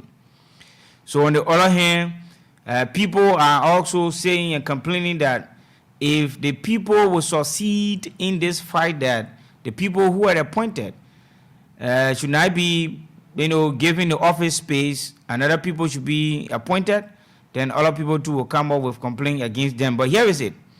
The United Party has an authority in the county, and they got people who work, not just one person that ever worked to make the United Party winning Margibi.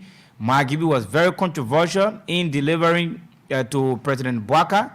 The entire legislative caucus, not only the legislative caucus, but the entire legislature in Margibi were never in accordance. They did not agree with the presidency of President Bwaka. So the citizens in Margibi did their own thing, or they accepted going their own way and have President Bwaka being the president, and United Party won Margibi County. The 7 legislatures of Margibi County went against the presidency of President Joseph Bwaka, and the citizens decided and followed President Joseph Bwaka. So it means President Bwaka will have to listen to the core of the citizens in Margibi County and not least hearing from end of the legislature from the county, despite they are in leadership. Politics is over, but people prioritize their interest. Their interest should also be met. So that is it. The president will have to do the needful, if the need be, to go about reappointing, people. That's it. It lies in your preview. But they need peace in Margibi County and transparency as they have opted to bring from their leadership. Ramsey earlier talked about the dirtiness of the Kakata city currently. The city mayor who was appointed was not confirmed. The city mayor who was there has earlier on departed the office as a mayor. So the city now is by itself. So the city at the moment is dirty according to Ramsey. The Sugar Hill area there, Sugar Hill Junction, and they got one big deck stock park there, and not too far from the Sugar Hill Market. The people will just rush with the potato green. They will not buy everything. They just stop parking in the street there. For car to even pass, both the opposite lane, it will be difficult. The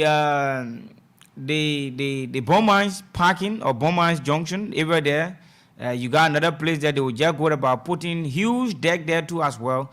Then the main street around the Margibi supermarket area, then when you pass by Margibi supermarket, small. You have another deck to be stock parked there because they got a lot of cold storage over there. People from the cold storage, the cartoon, the waste from the cold storage, they will just come and stop parking on the main street. And all of these things orchestrated from the statement made by the former city mayor that everyone should park the deck in the main street so that they can pass there and collect the deck. He made a statement, according to Ramsey, without further investigation, that the county does not have a truck to transport deck from one place to another, and something has served as an impediment to, the decentness of the city.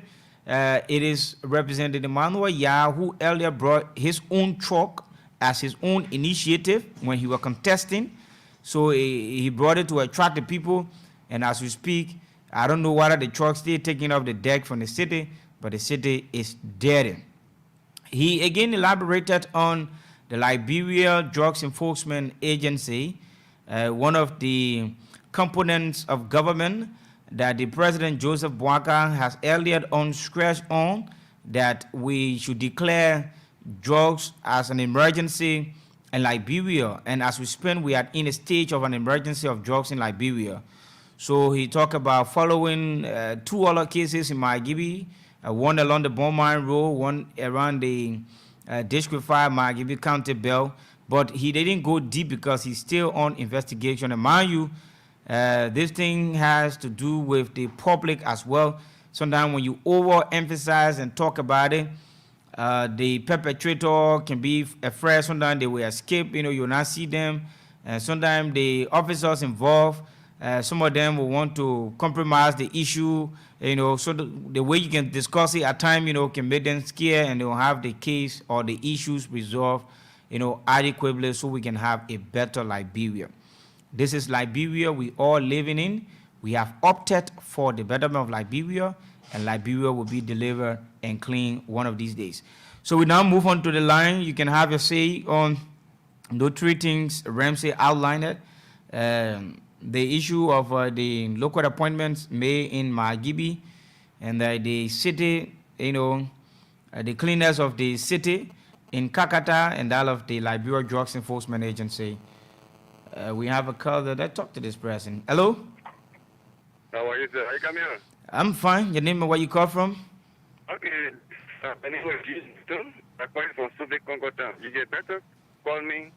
We are political disciple. Yeah, political disciple. Let's hear you. Okay, let me say thank you and thank to your co-host, and let me say thank to your leader, Protect Margibi County. I think all of this people can give. There is not Margibi alone. It is decentralized in the entire 70 electoral district of our state. And these are things that were cataloged and that were predicted, and that were solution predicted upon that. The rescue team saw these things and said that was the progress of the CDC-led government. So now they came to rescue them.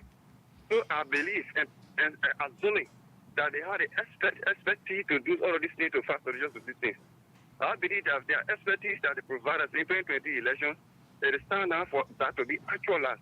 But if that is not actualized, I think leadership is lacking. Because leadership is the foundation of solutions for the condition of the people and their sector.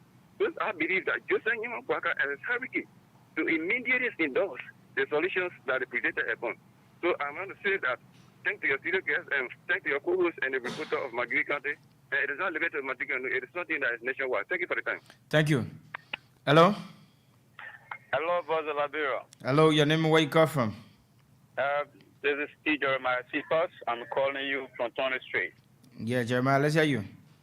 Thank you ever so much to Ramsey for the law analysis and provided for Magidi County. That county is also where Mavarese came from.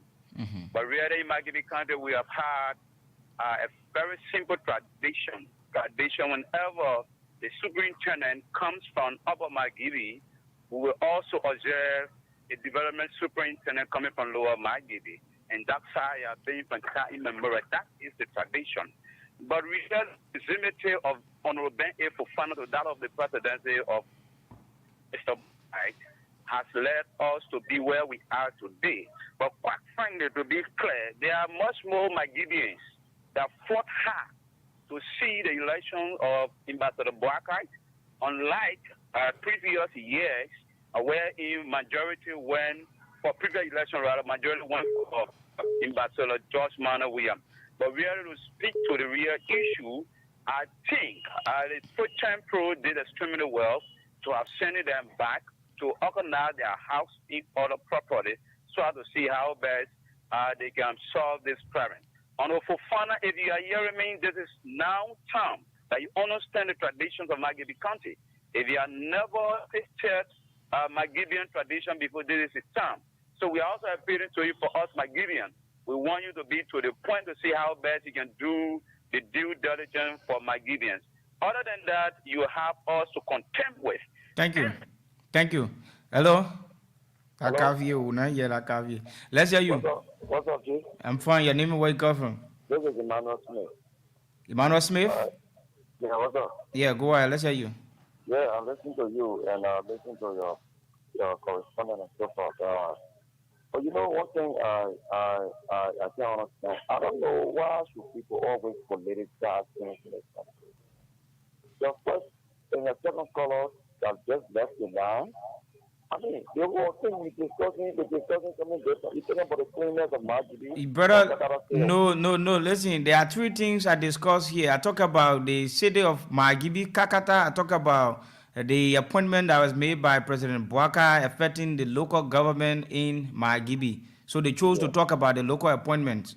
So you go ahead and choose what you want to talk on and forget about them. You are not here to respond to them, but rather to contribute to what we're talking. So all I can say to them, the president has the constitutional power to appoint whosoever he chooses to work with, right? And the thing here is, if you think Magidi is dirty or Kakatan City is dirty and you want to bring the president or you want to bring the leadership in Magidi, because these are people that will not, I mean, if you would take them on your house and you bring it on the street and you want to bring the officials there, you know, there is so play politics of all of everything and think you're doing well for this country. You consider making things out of issue and things that we're supposed to make this country okay, to make this country move forward, for us to be objective in discussing it, then you want to put politics into it. No matter it's in power for 6 years, they will complain for 6 years, and after they tenure, we'll put another person that will see the work for the people. Thank you. 0770-907-907, 0770-907-907. Hello? Hello? Your name and where you come from? Yeah, my name is Benson Boy. I'm coming from Moravia. Yeah, let's hear you, Benson. Well, what I have to say here is that I'm a community health technician. So when I hear about that business, the solution is you can creep your skin, eh? The things have been done already. So the solution, the Magini that we find, or we Liberian that we find, is how well the debt that can be disposed properly. Because there's a city with debt packed out in the streets, it is a hazardous situation. Disease will be very, very easy for people to acquire it, and it will have it will be a bad situation in that city. So my point here is that let us just put the political aspect of this away, and we see a vision that we all can work together as Liberians, that we can solve our problems and put away our differences. Okay. So the solution I have here is that people should come together, they dig a very big trench, the same million to allocate an area, and they dig a very big trench, and that particular place should be dug by citizens, and we hold it there, and we'll cover that place up. And we'll get right because there's no need that we can But most of our deck, most of our deck include plastics. So if you bury the deck, don't you think it's another form of like depriving the plant from growing? Tell me, I'm not getting you clear. Most of our decks in Liberia comprise of plastic. Don't you think if we are burying the deck? We have to call it, we have to call it sorting up.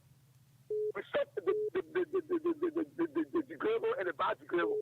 We sort it up. We sort the deck, or you put the plastic on one side, and you put the other one side. The one that compile the deck, you put it on one side. And the other one that is a plastic, maybe you can find means to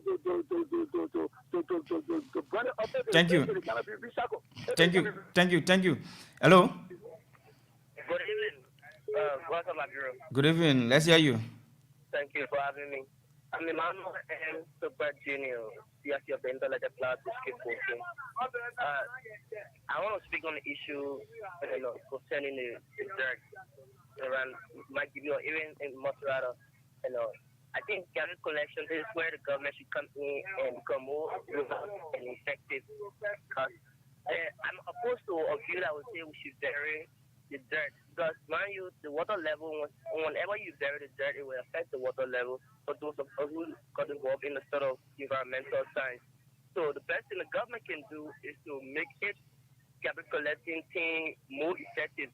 Because when you are collecting the garbage and then you place a tank somewhere where citizens are expected to put the dirt, and when that thing is filled, you are not there to collect the dirt, just imagine what's going to happen. They're going to start wasting the dirt. So one way that the government can keep the city very, very hygienic, even though the citizens as a group of people need to adapt the system of being very, very hygienic, because when you keep your surroundings dirty, definitely these flies that come around, they come and sit on your food, and Thank then you. at the end they travel with diseases to the government. Thank you. Let's take another person. Hello? Hello? Hello, your name and where you come from? Yeah, hello. Hello, you live. Let's hear you. Yeah, this is Liberia-VOL from Kakata. Levi Page is the chief of office staff in the offices of Representative Emmanuel Ya. Let's hear you, Levi. Yeah, I try to form in relation to your talking point. I think Ramsey and the rest of the guys, you are doing it in a similar way. But I got a little distracted when you talk about Onoya was providing his truck because he wanted to attract the people of Maggie County. I just want to provide this information. No. I come in. Hold on, Levi, hold on. I said Representative Kennedy Emmanuel Ya provided truck in Kakata and they were taking decks from Kakata Street. So currently the deck is being stored parked there. I don't know. That's why I said I don't know as to whether he's still collecting the decks from there, but the deck is being placed there. If he's not collecting the deck, then it means he brought the truck to have attracted voters. That's what I said. Yeah, so you should have Ramsey as to what is happening in Kakata. But he has a name. Ramsey reported that there's deck in the street of Kakata. Yes, but this is what I want to say, actually. We are having a lot of challenges in terms of cleaning the street of Kakata. Although you have continued to clean the street of Kakata from time immemorial, he's continuing, and even on tomorrow, his truck will also be on the street cleaning the street of Kakata. So I think we need to be commended for that, but we live in a world where people will do more, and you do more, you receive criticism. We were open to criticism. But is focused on making sure that Kakata becomes a green city. And that, of course, is one of his major priorities in Kakata. The thing here is, I just want to letting you on that. Thank you. Welcome. Yeah, the thing here is we're not discussing about how he bans the stuff. We're discussing the current reality and situation in Kakata at the moment. Deck is being stored parked in the city is what we're discussing right now. So Emmanuel attracting people because of truck and stuff. Let's hear you. Hello. Yeah. Good afternoon. Good evening. Your name and where you join us from? Yeah, thank you. My name is Harris Bena, and I joined the conversation this afternoon from Mama Barkley Restaurant. Let's hear you, Harris. Quickly, my attention has been drawn to this appointment issue. It's just laughable. And when you get some of us who said previously that if you elect Mr. Bwaka as president for this country, he's not going to be on top of the decision-making process of our state. And this is just the reality that is coming out. The president made an appointment almost going to a month. To see a senator coming back to say the appointment made by the president should be redone, there's something wrong somewhere. Then the president is not in charge. When we said that the president was able to even take his function to offshore his functions to Senator Nyopri Kanga, Senator DeLong, Senator Prince Moy, and that of Boto Kane, setting a vetting committee of the Senate to be able to vet people and make recommendation to him. We said that this was a slap in the face. He has offshored his function, because doing that, I mean, you create a room of interest. You create a room of barrier, because if you say a senator who is responsible for confirmation must go do vetting and recommend to you, then you appoint them, then they come back to the senior senator for appointment. I mean, it's laughable. So some of us we stay here to see if there is an appointment made by President Bouakai somewhere more ago will be withdrawn. Then it tells us that Bouakai is not in charge of our state, and he needs to step down. Thank you. He needs to step down. Your message is taken. Hello. Hello. Good evening. Your name and where you call from? All right, thank you. My name is Oliver was big journey from Jacobtown. Yeah, Jacobtown. Let's hear you. All right, thank you for the show. So my main concern here is that it was reported by Prophet Africa a few months back that Mr. Baga relinquished his power appointment for the Senate. So it is one of the many reasons that we prefer to have such a thing happening now. What people will be one position, there will be two who are be appointed to. So it's possible that position. And when it comes to the death issue in Canada, I'm like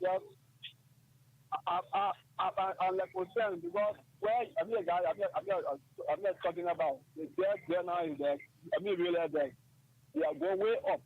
They're on the road. So I'm just thinking who is going on to take it? Because they now have yeah, no city mayor right now. No city mayor in Kakaragi. Thank you. And I think we have to move on. Let's take the last person. If we got the last person there, we take the last person. If not, then we move on to the next talking point. And then I will take us up to 5:55. And 5:55, we zoom out on Bit and Pieces this evening. And we'll be here again, God willing, on tomorrow. So that's it. 0770-907-907. 0770-907-907. Let's take the last call there and go to our next talking point here. Okay, so we have to move on to the next talking point we have this evening. And as we go about talking on it, then we will zoom it out a day. My name is Edwin Melvin Duarte, and I'm here with Sam Andrews. Patrick Side is not in today, and we're managing everything here. So, Sam, what you got there for the last talking point, so we can go into it and have it a day?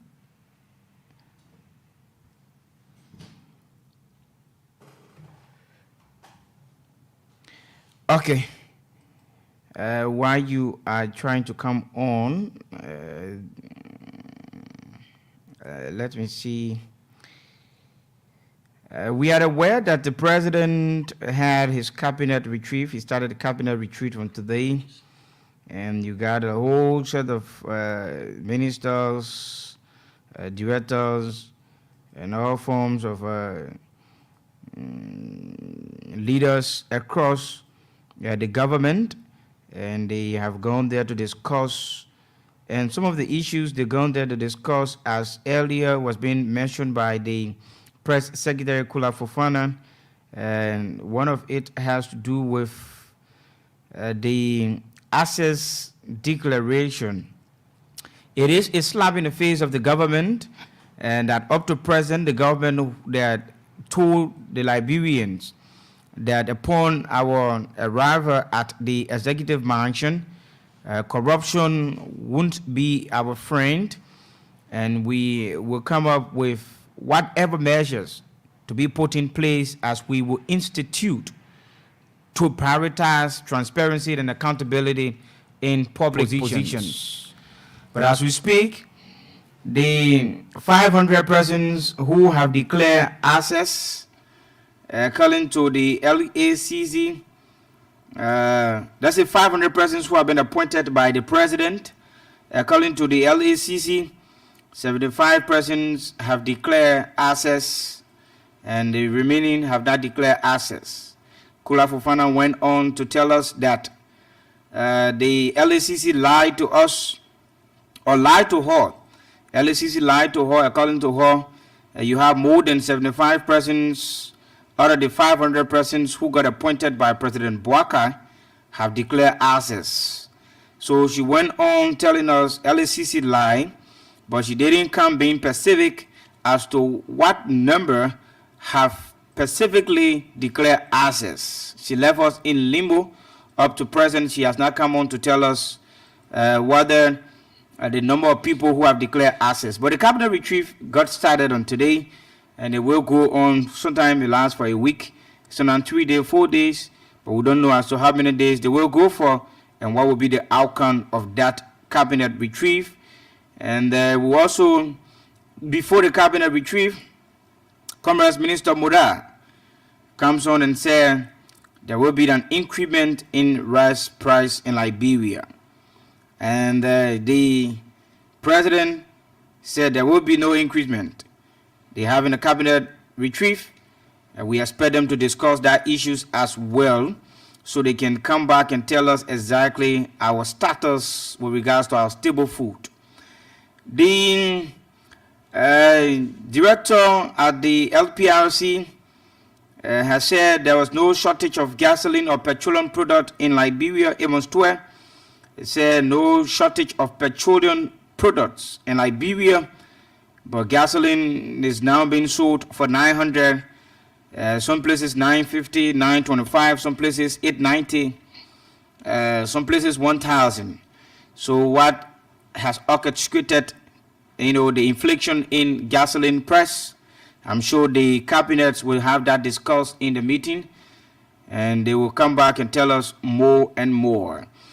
Agriculture in our country, the Minister Nuta, agriculture, as it was being widely considered as one of the campaign messages from this government that we were going to produce our own food. Up to current, we yet to hear from the agriculture minister where are we with regards to growing our own food, regardless of the statement from Moda, but we should be substantial enough to feed ourselves, grow more food. What are the potential aids the government has started receiving, and what are the involvement with government in agricultural activities? What are those aid government tends to give to people who are self-reliant in producing, the subsistent farming? What more we talk about, the commercial farming. So those things will be discussed in the cabinet meeting, and we're yet to see a result coming up positively as we all strive for a better Liberia. Sam. The Liberian government has reached the finalization of the 700 plus Liberian returnees. The footages are coming out that they've on their way to Liberia, having stayed in Ghana for several years. They've headed the man who manages the legal affairs at the Ministry of Foreign Affairs, a journalist by profession, a seasoned journalist and lawyer. Jerry Ama will spearhead the arrangement with the the Ghanaian government, to have those Liberians return home. I try to stop short of using the word refugees because they aren't. Why they aren't refugees? Because the conditions that existed then that constituted a refugee status no longer exist. So they are Liberians who sought refuge in Ghana, the period over. So they are Liberians returning home. They are to be in the country with God's covering, safe travel soon. The government has set up makeshift structures to harbor them in the meantime until they can get a better place for them. In the meantime, those who have relatives in Liberia and those who can reach out from a humanitarian perspective to have them reintegrated into society will have the opportunity to do that. There are some who will find it difficult locating their parents, guardians, relatives. There are some who don't have at all. There are some who will remember immediately. All of those conditions exist, but they are on the way to Liberia. Several buses, they are traveling back to Liberia by road, not plane, by road. And they will take several hours. They are coming in one of the buses, first class limousine. They are coming in first class limousine. One of the buses, not the standard of a limousine vehicle, but it is how one of the buses referred to limousine, just as you have those yellow buses in Liberia, they refer to them here as ECOWAS bus. So one of them is referred to as first class limousine. So they are returning home. Good initiative by the government. The intervention was not only necessary, but timely. Those Liberians can come back home and make life from here or continue life from their own home. Like Senator Dillon will say, which has become a maxim, that there is no one cannot, you cannot be deported from your own home. And what that means also, you are more comfortable in your home than in another place. In another place, you feel comfortable, but you don't have a full security as you will be when you are in your country. So the government did extremely well. The intervention was good. The negotiations went well. Thanks to the government here and also to the Ghanaian government that kept them all those times, even when their refugee status had expired. That's good African nets or Pan-Africanism. We appreciate that. And then they will have to try to have themselves reintegrated. So when they arrived, you want to be of help whichever way you can. I do not know the itinerary, how it's going to be. The government has everything. I'm just saying that if probably you got a relative there or a friend, and you think that the person shouldn't be in such a makeshift structure, you got a convenient, decent place, you can work it out with the Liberia Repatriation Resettlement Commission and the other agencies responsible, and you can incorporate the person. I don't think the government will serve as an obstacle to that if you volunteer to incorporate a person or you identified a relative whom you can take in your house.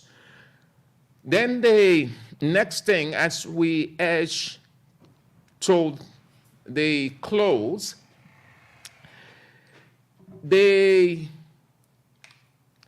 assets recovery, I said that the assets recovery team might be dissolved.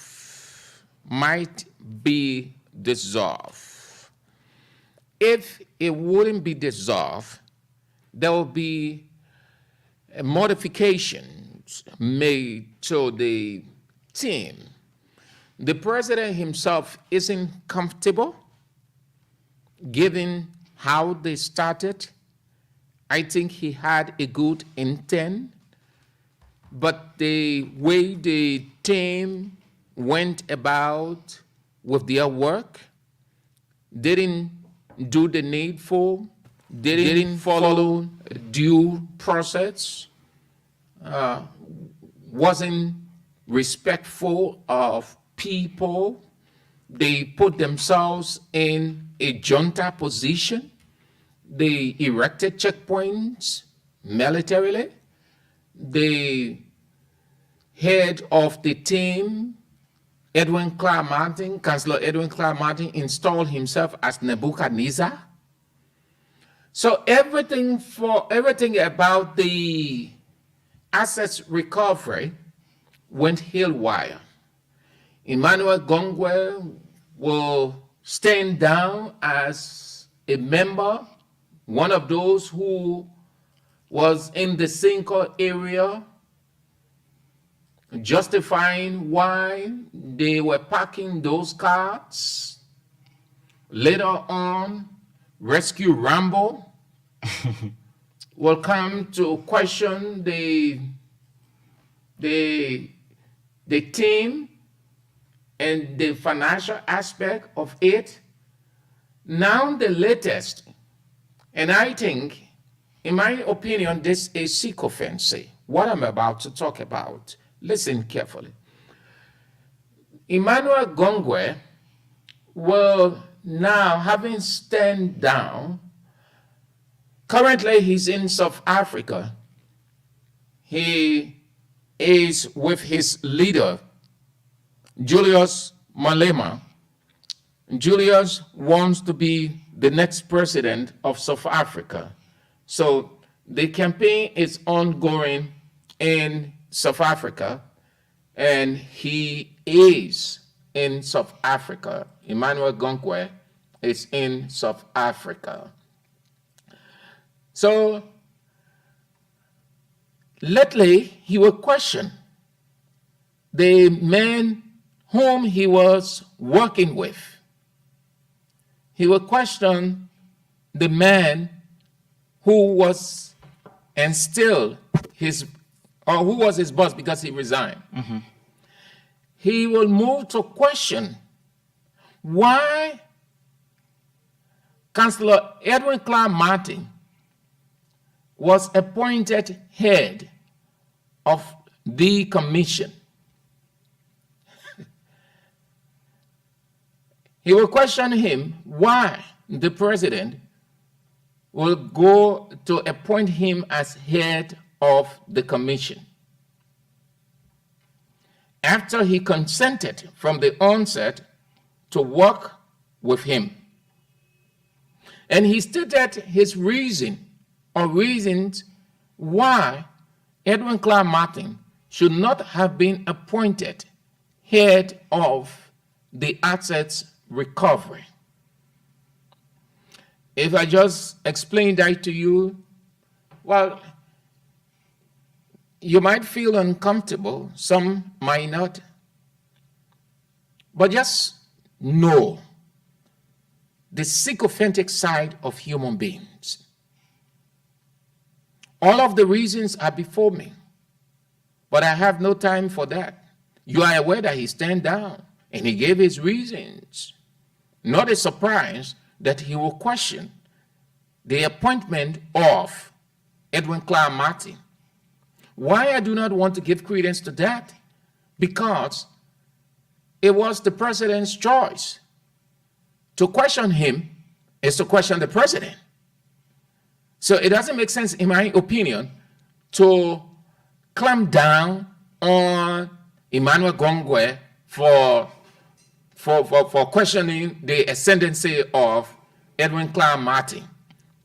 No, He's not questioning Edwin Clark Martin. He is questioning the president. So in my opinion, it doesn't make sense. It doesn't have much of a credence for me to dwell on. What I want to dwell on is the sycophancy.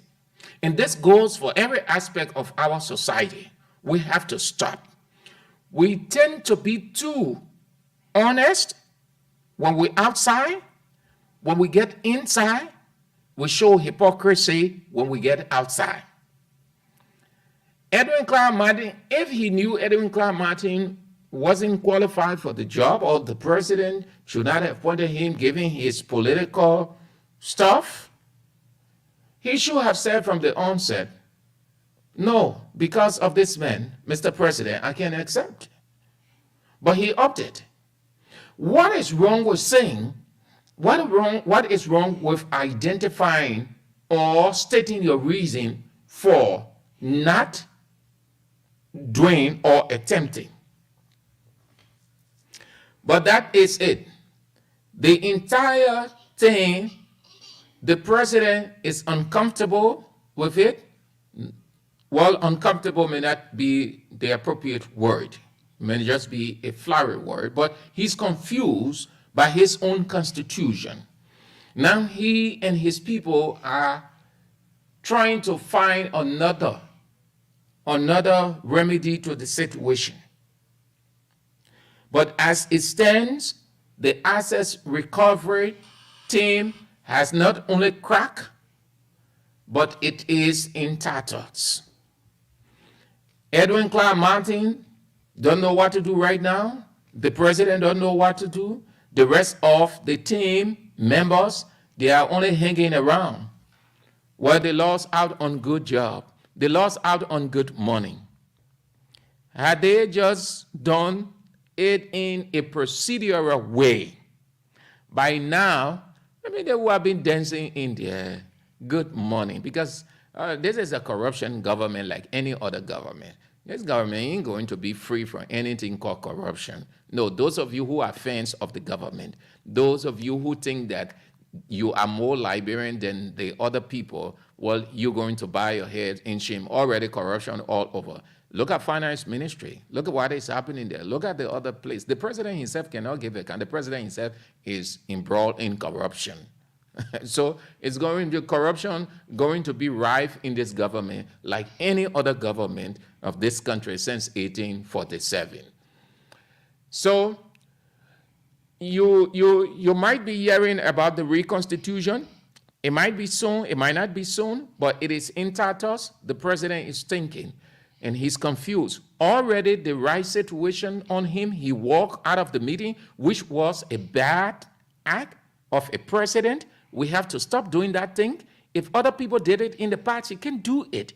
It's most disrespectful and unruly for any leader chairing a meeting to walk out. Nobody will want, no leader will accept chairing a meeting, then its subordinate walk out of that meeting. That leader will consider it disrespect, and truly it will be disrespect, insubordination. Therefore, the leader himself should never ever do it, because leader leads by example, leader teaches. The lesson that leader teaches is when you chair a meeting, you walk out, you're telling the other person when he disagree or she disagree with something, he or she has the right to walk out too. That's the lesson. So he's grappling with that whole situation. He walked out of the meeting with the rice importers. What's the other thing on his head? This current business. Then you have another thing. There are too many. So he's confused. He's confused. Most of his people are delinquent in declaring their assets. He's thinking how to persuade them because they're already in office. Mm-hmm. There are too many things, so he's confused. Too many things. Look, to be president of a country is not a small thing. It's not a joke. It's not a playboy thing. When you are vice president, you are relaxed. When you are president, the pressure is on you. The law is on you, that you alone carrying that law. Don't see that whole thing. Vice president is just a ceremonial stuff. Jeremiah Kun now relaxing, he enjoying himself. And there's something that happened at that retreat. I forgot to bring it, or I just remember. I'm bringing it. Please, if I forget, remind me. When you president, right now Jeremiah Kun relax. But let Jeremiah Kun becomes president, you will see. But the thing happened, Ellen confessed. We are confessed. When Ellen stand down, what did she do? For 6 years, Ellen did not drive herself. When she stand down from the presidency, she drove herself. What did she say? She said the burden has left her shoulder. I won't even talk about President Weah. Today, those two people are moving freely. They relax. They're enjoying themselves. President Buhari enjoying himself. Nobody should tell you. The president has all of the mornings. He can instruct on the dialogues. He's eating good food. He's going to places. But he isn't relaxed because the responsibility is enormous. The president hardly have a good sleep, hardly have a good day's rest. It's not an ordinary thing. It's not a petty thing. It is now President Joseph Nima Boakai experiencing what is referred to as the president or the presidency. So he has too many things running through his mind. And he isn't in a good bill of health. Age is creeping on him like it is creeping on on every one of us. So he's confused now how to reconstitute. I said reconstitute because that whole thing is finished. When we told Mr. President that the access recovery composition wasn't right, those of you who are more Liberian than us, you started to say all kinds of awful things. Now you're ashamed. You can't open your mouth to say anything because it is a bad thing. It's affecting the country. Too much money was put into it. Look at the corruption that has taken place. Look at the corruption. Edwin Martin is even regretting why. His character is in the mud now. Financial mud. Rescue Rambo. They fighting among and said, Rescue Rambo say the memo account 300,000 they use. In no time for house just to rent. They use 200,000 for this other one. Then they want 2 million to be approved by the legislature to carry out their work. Thank God the legislature in rush. The small money that they put forth, they misuse that money. Corruption. Everyone, Emmanuel Gongwe ate his own. Rescue Rambo ate his own. The head of the committee, the team ate his own. The other members, I will try to check for the list. I beg you, just ask for the composition, access recovery, all the names, don't get the name of all the people. All of them ate their own. They got their courts. They will have to account because the access recovery team is in tatters. Nothing happening right now. The president is thinking, before the president can reconstitute, the current team will have to give a full report. Just as I am beyond Mr. President to give the account of his travels. Every day we talk, nothing will go under the carpet here. Nothing. Martin Luther King said, no lie live forever. Truth crushed to earth will rise again. We'll bring the truth from the earth. No lie will be swept under the carpet. It will not be sugar-coated. Everybody will give account of every dollar. Mr. President has empowered us when he said there will be no business as usual. He reiterated that today again in his address at the first 3 days retreat. So that is it. Now, this is what I want to talk about. When I say the president, the vice president is nothing much. This is it. Yeah. This is it. It's as simple. I told you people that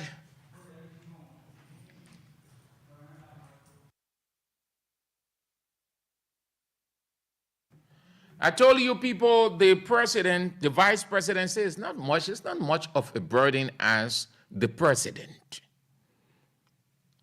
And I told you today, the president was giving his opening address, and his hands were shaking. We understand that he's of age, fumbling.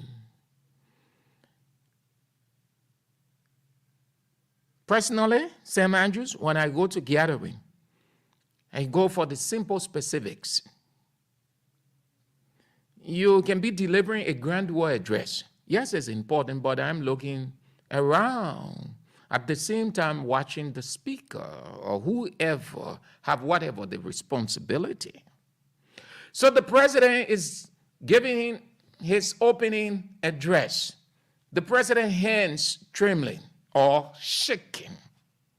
The papers, he fighting to hold the papers together, fighting to identify the words, the sentences. When the president was fumbling, fighting, Jeremiah could just look, he get crossy. Then he turn on the other side. Y'all go to the video, y'all see it. It's there.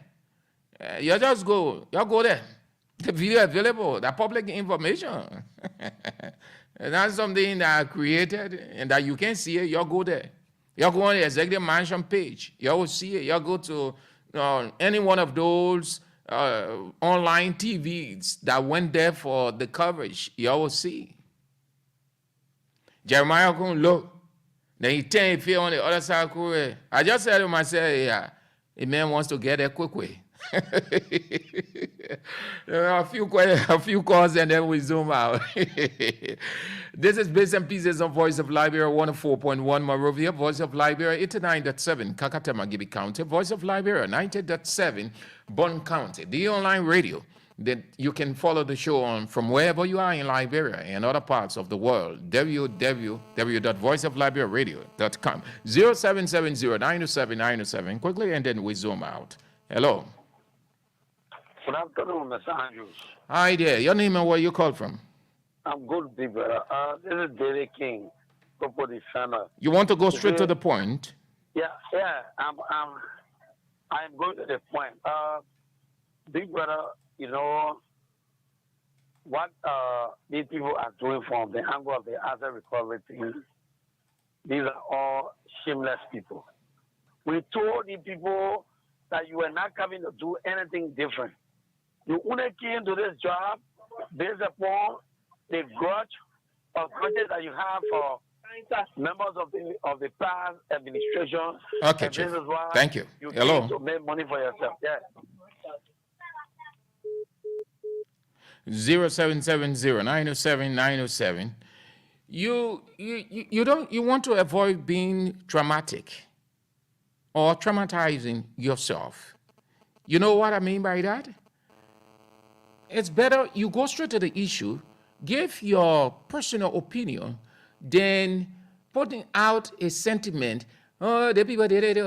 When the people come in, we know they're not going to do it. No, you giving yourself, you building up trauma for yourself. You're traumatizing yourself psychologically. You had your time.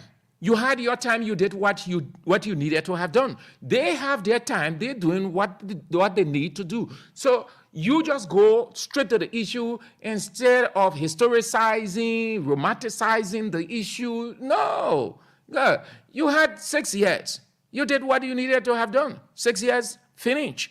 The people have theirs. They're doing theirs. So you look at the issue, then imputing personal sentiment that it will appear like you are hateful. You try to be intellectual. Hello?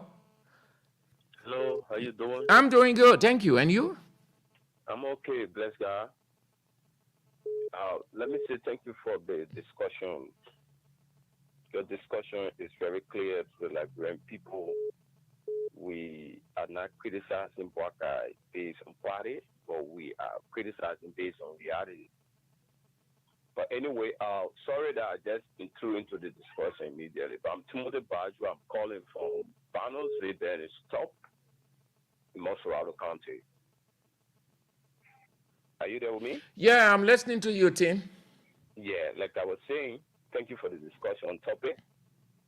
You know, we told the Liberian people the reality that age having something to do with the movement.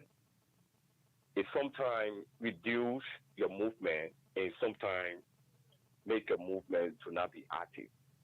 And this is where we are now today with our current president.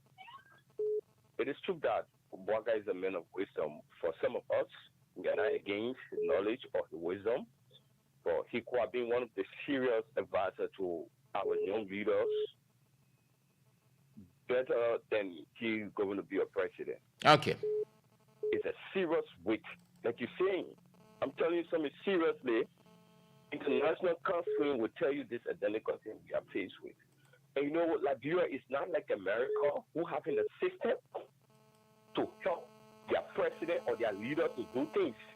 Liberia don't have a system. Okay, all right, sir. All right. So we need a tough, strong, energetic leader that can push, that can move. You see the level of Eddie. I come back to Eddie. So that can only happen 2029. So 5 years, a couple of months from now. Yeah. Sure. Okay. Thank you. Hello. Hello. Your name? Yeah. Concerned citizen coming from the old rebel. Concerned citizen isn't a name. Yeah, it's not my name, but I just for No. You want to give your identity. Okay, I'll call back later. Say you don't want me to participate in your discussion. But I'm not converting with Dunya. You won't get me. Hello. Good afternoon. Yeah, good afternoon, brother. Your name and where you call from? Yeah, I'm Segu M. Kosha, call from Chikisu Fafe, President. Let's hear you, Segu. Yeah, thank you very much for your program, and God should bless you and bless that station. You see, the Liberian people, they not even know what we are doing in this country. Our small country will change president. The good men come, they don't want the good men, they always love the bad men. They always love the bad men in this country. So this is a reason. So every Liberian, after they will think better and will vote red. Thank you. Thank you for calling. Have a nice day. Hello. Yeah, really? Your name and where you call from? All right, thank you, my name is Oliver was glad to join you from Jawartown, the city. Thank you for the show. Thank you very much. So after the current team, when Mr. Baka started that thing, we in the opposition, we knew that he was there upon the arrival. Because the individuals that included in the after the we felt that it was a joke. The mighty party, even the Emmanuel Bonfire, who today has resigned from the team.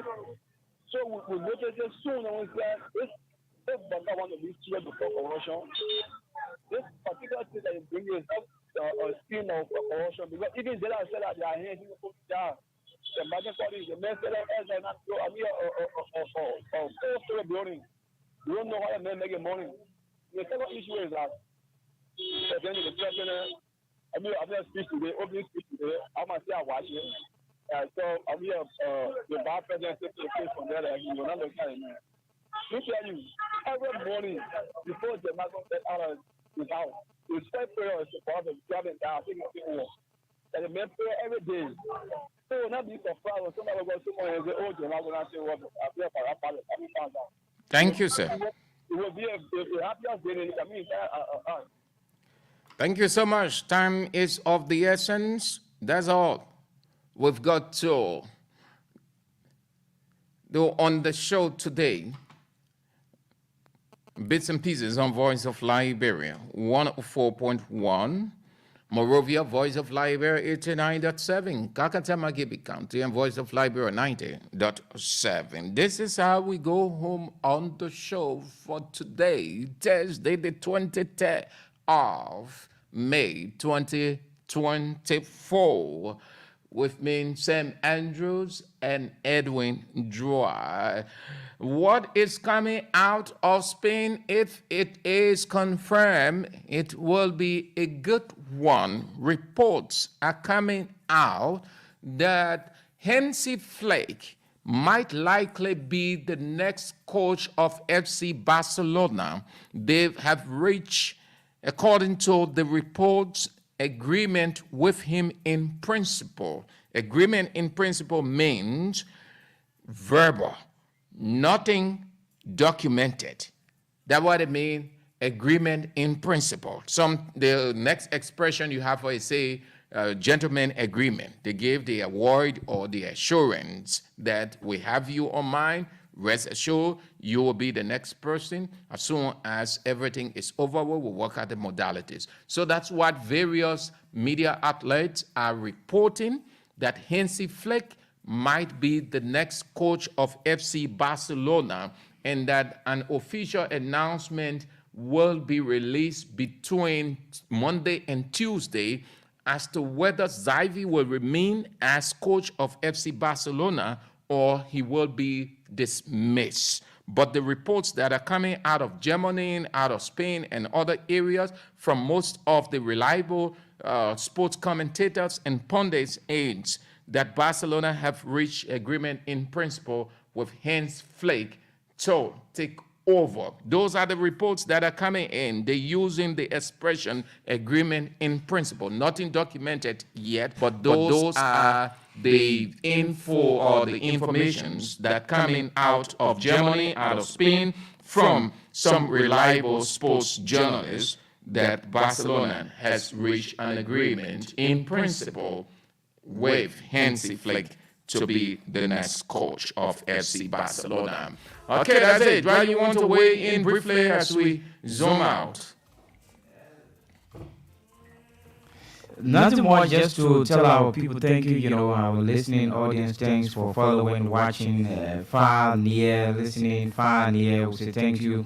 Like you did, the sport analysis you just gave is nothing else people expect from in Spain. That's the trending news around Barcelona as they trio, in last season or this season, because the season, I think on Sunday will be the last game for all of the teams in the La Liga, like the English Premier League did on Sunday. So folks, that's it. My name is Edwin Murphy. Let's hope that we be here again on tomorrow, God willing.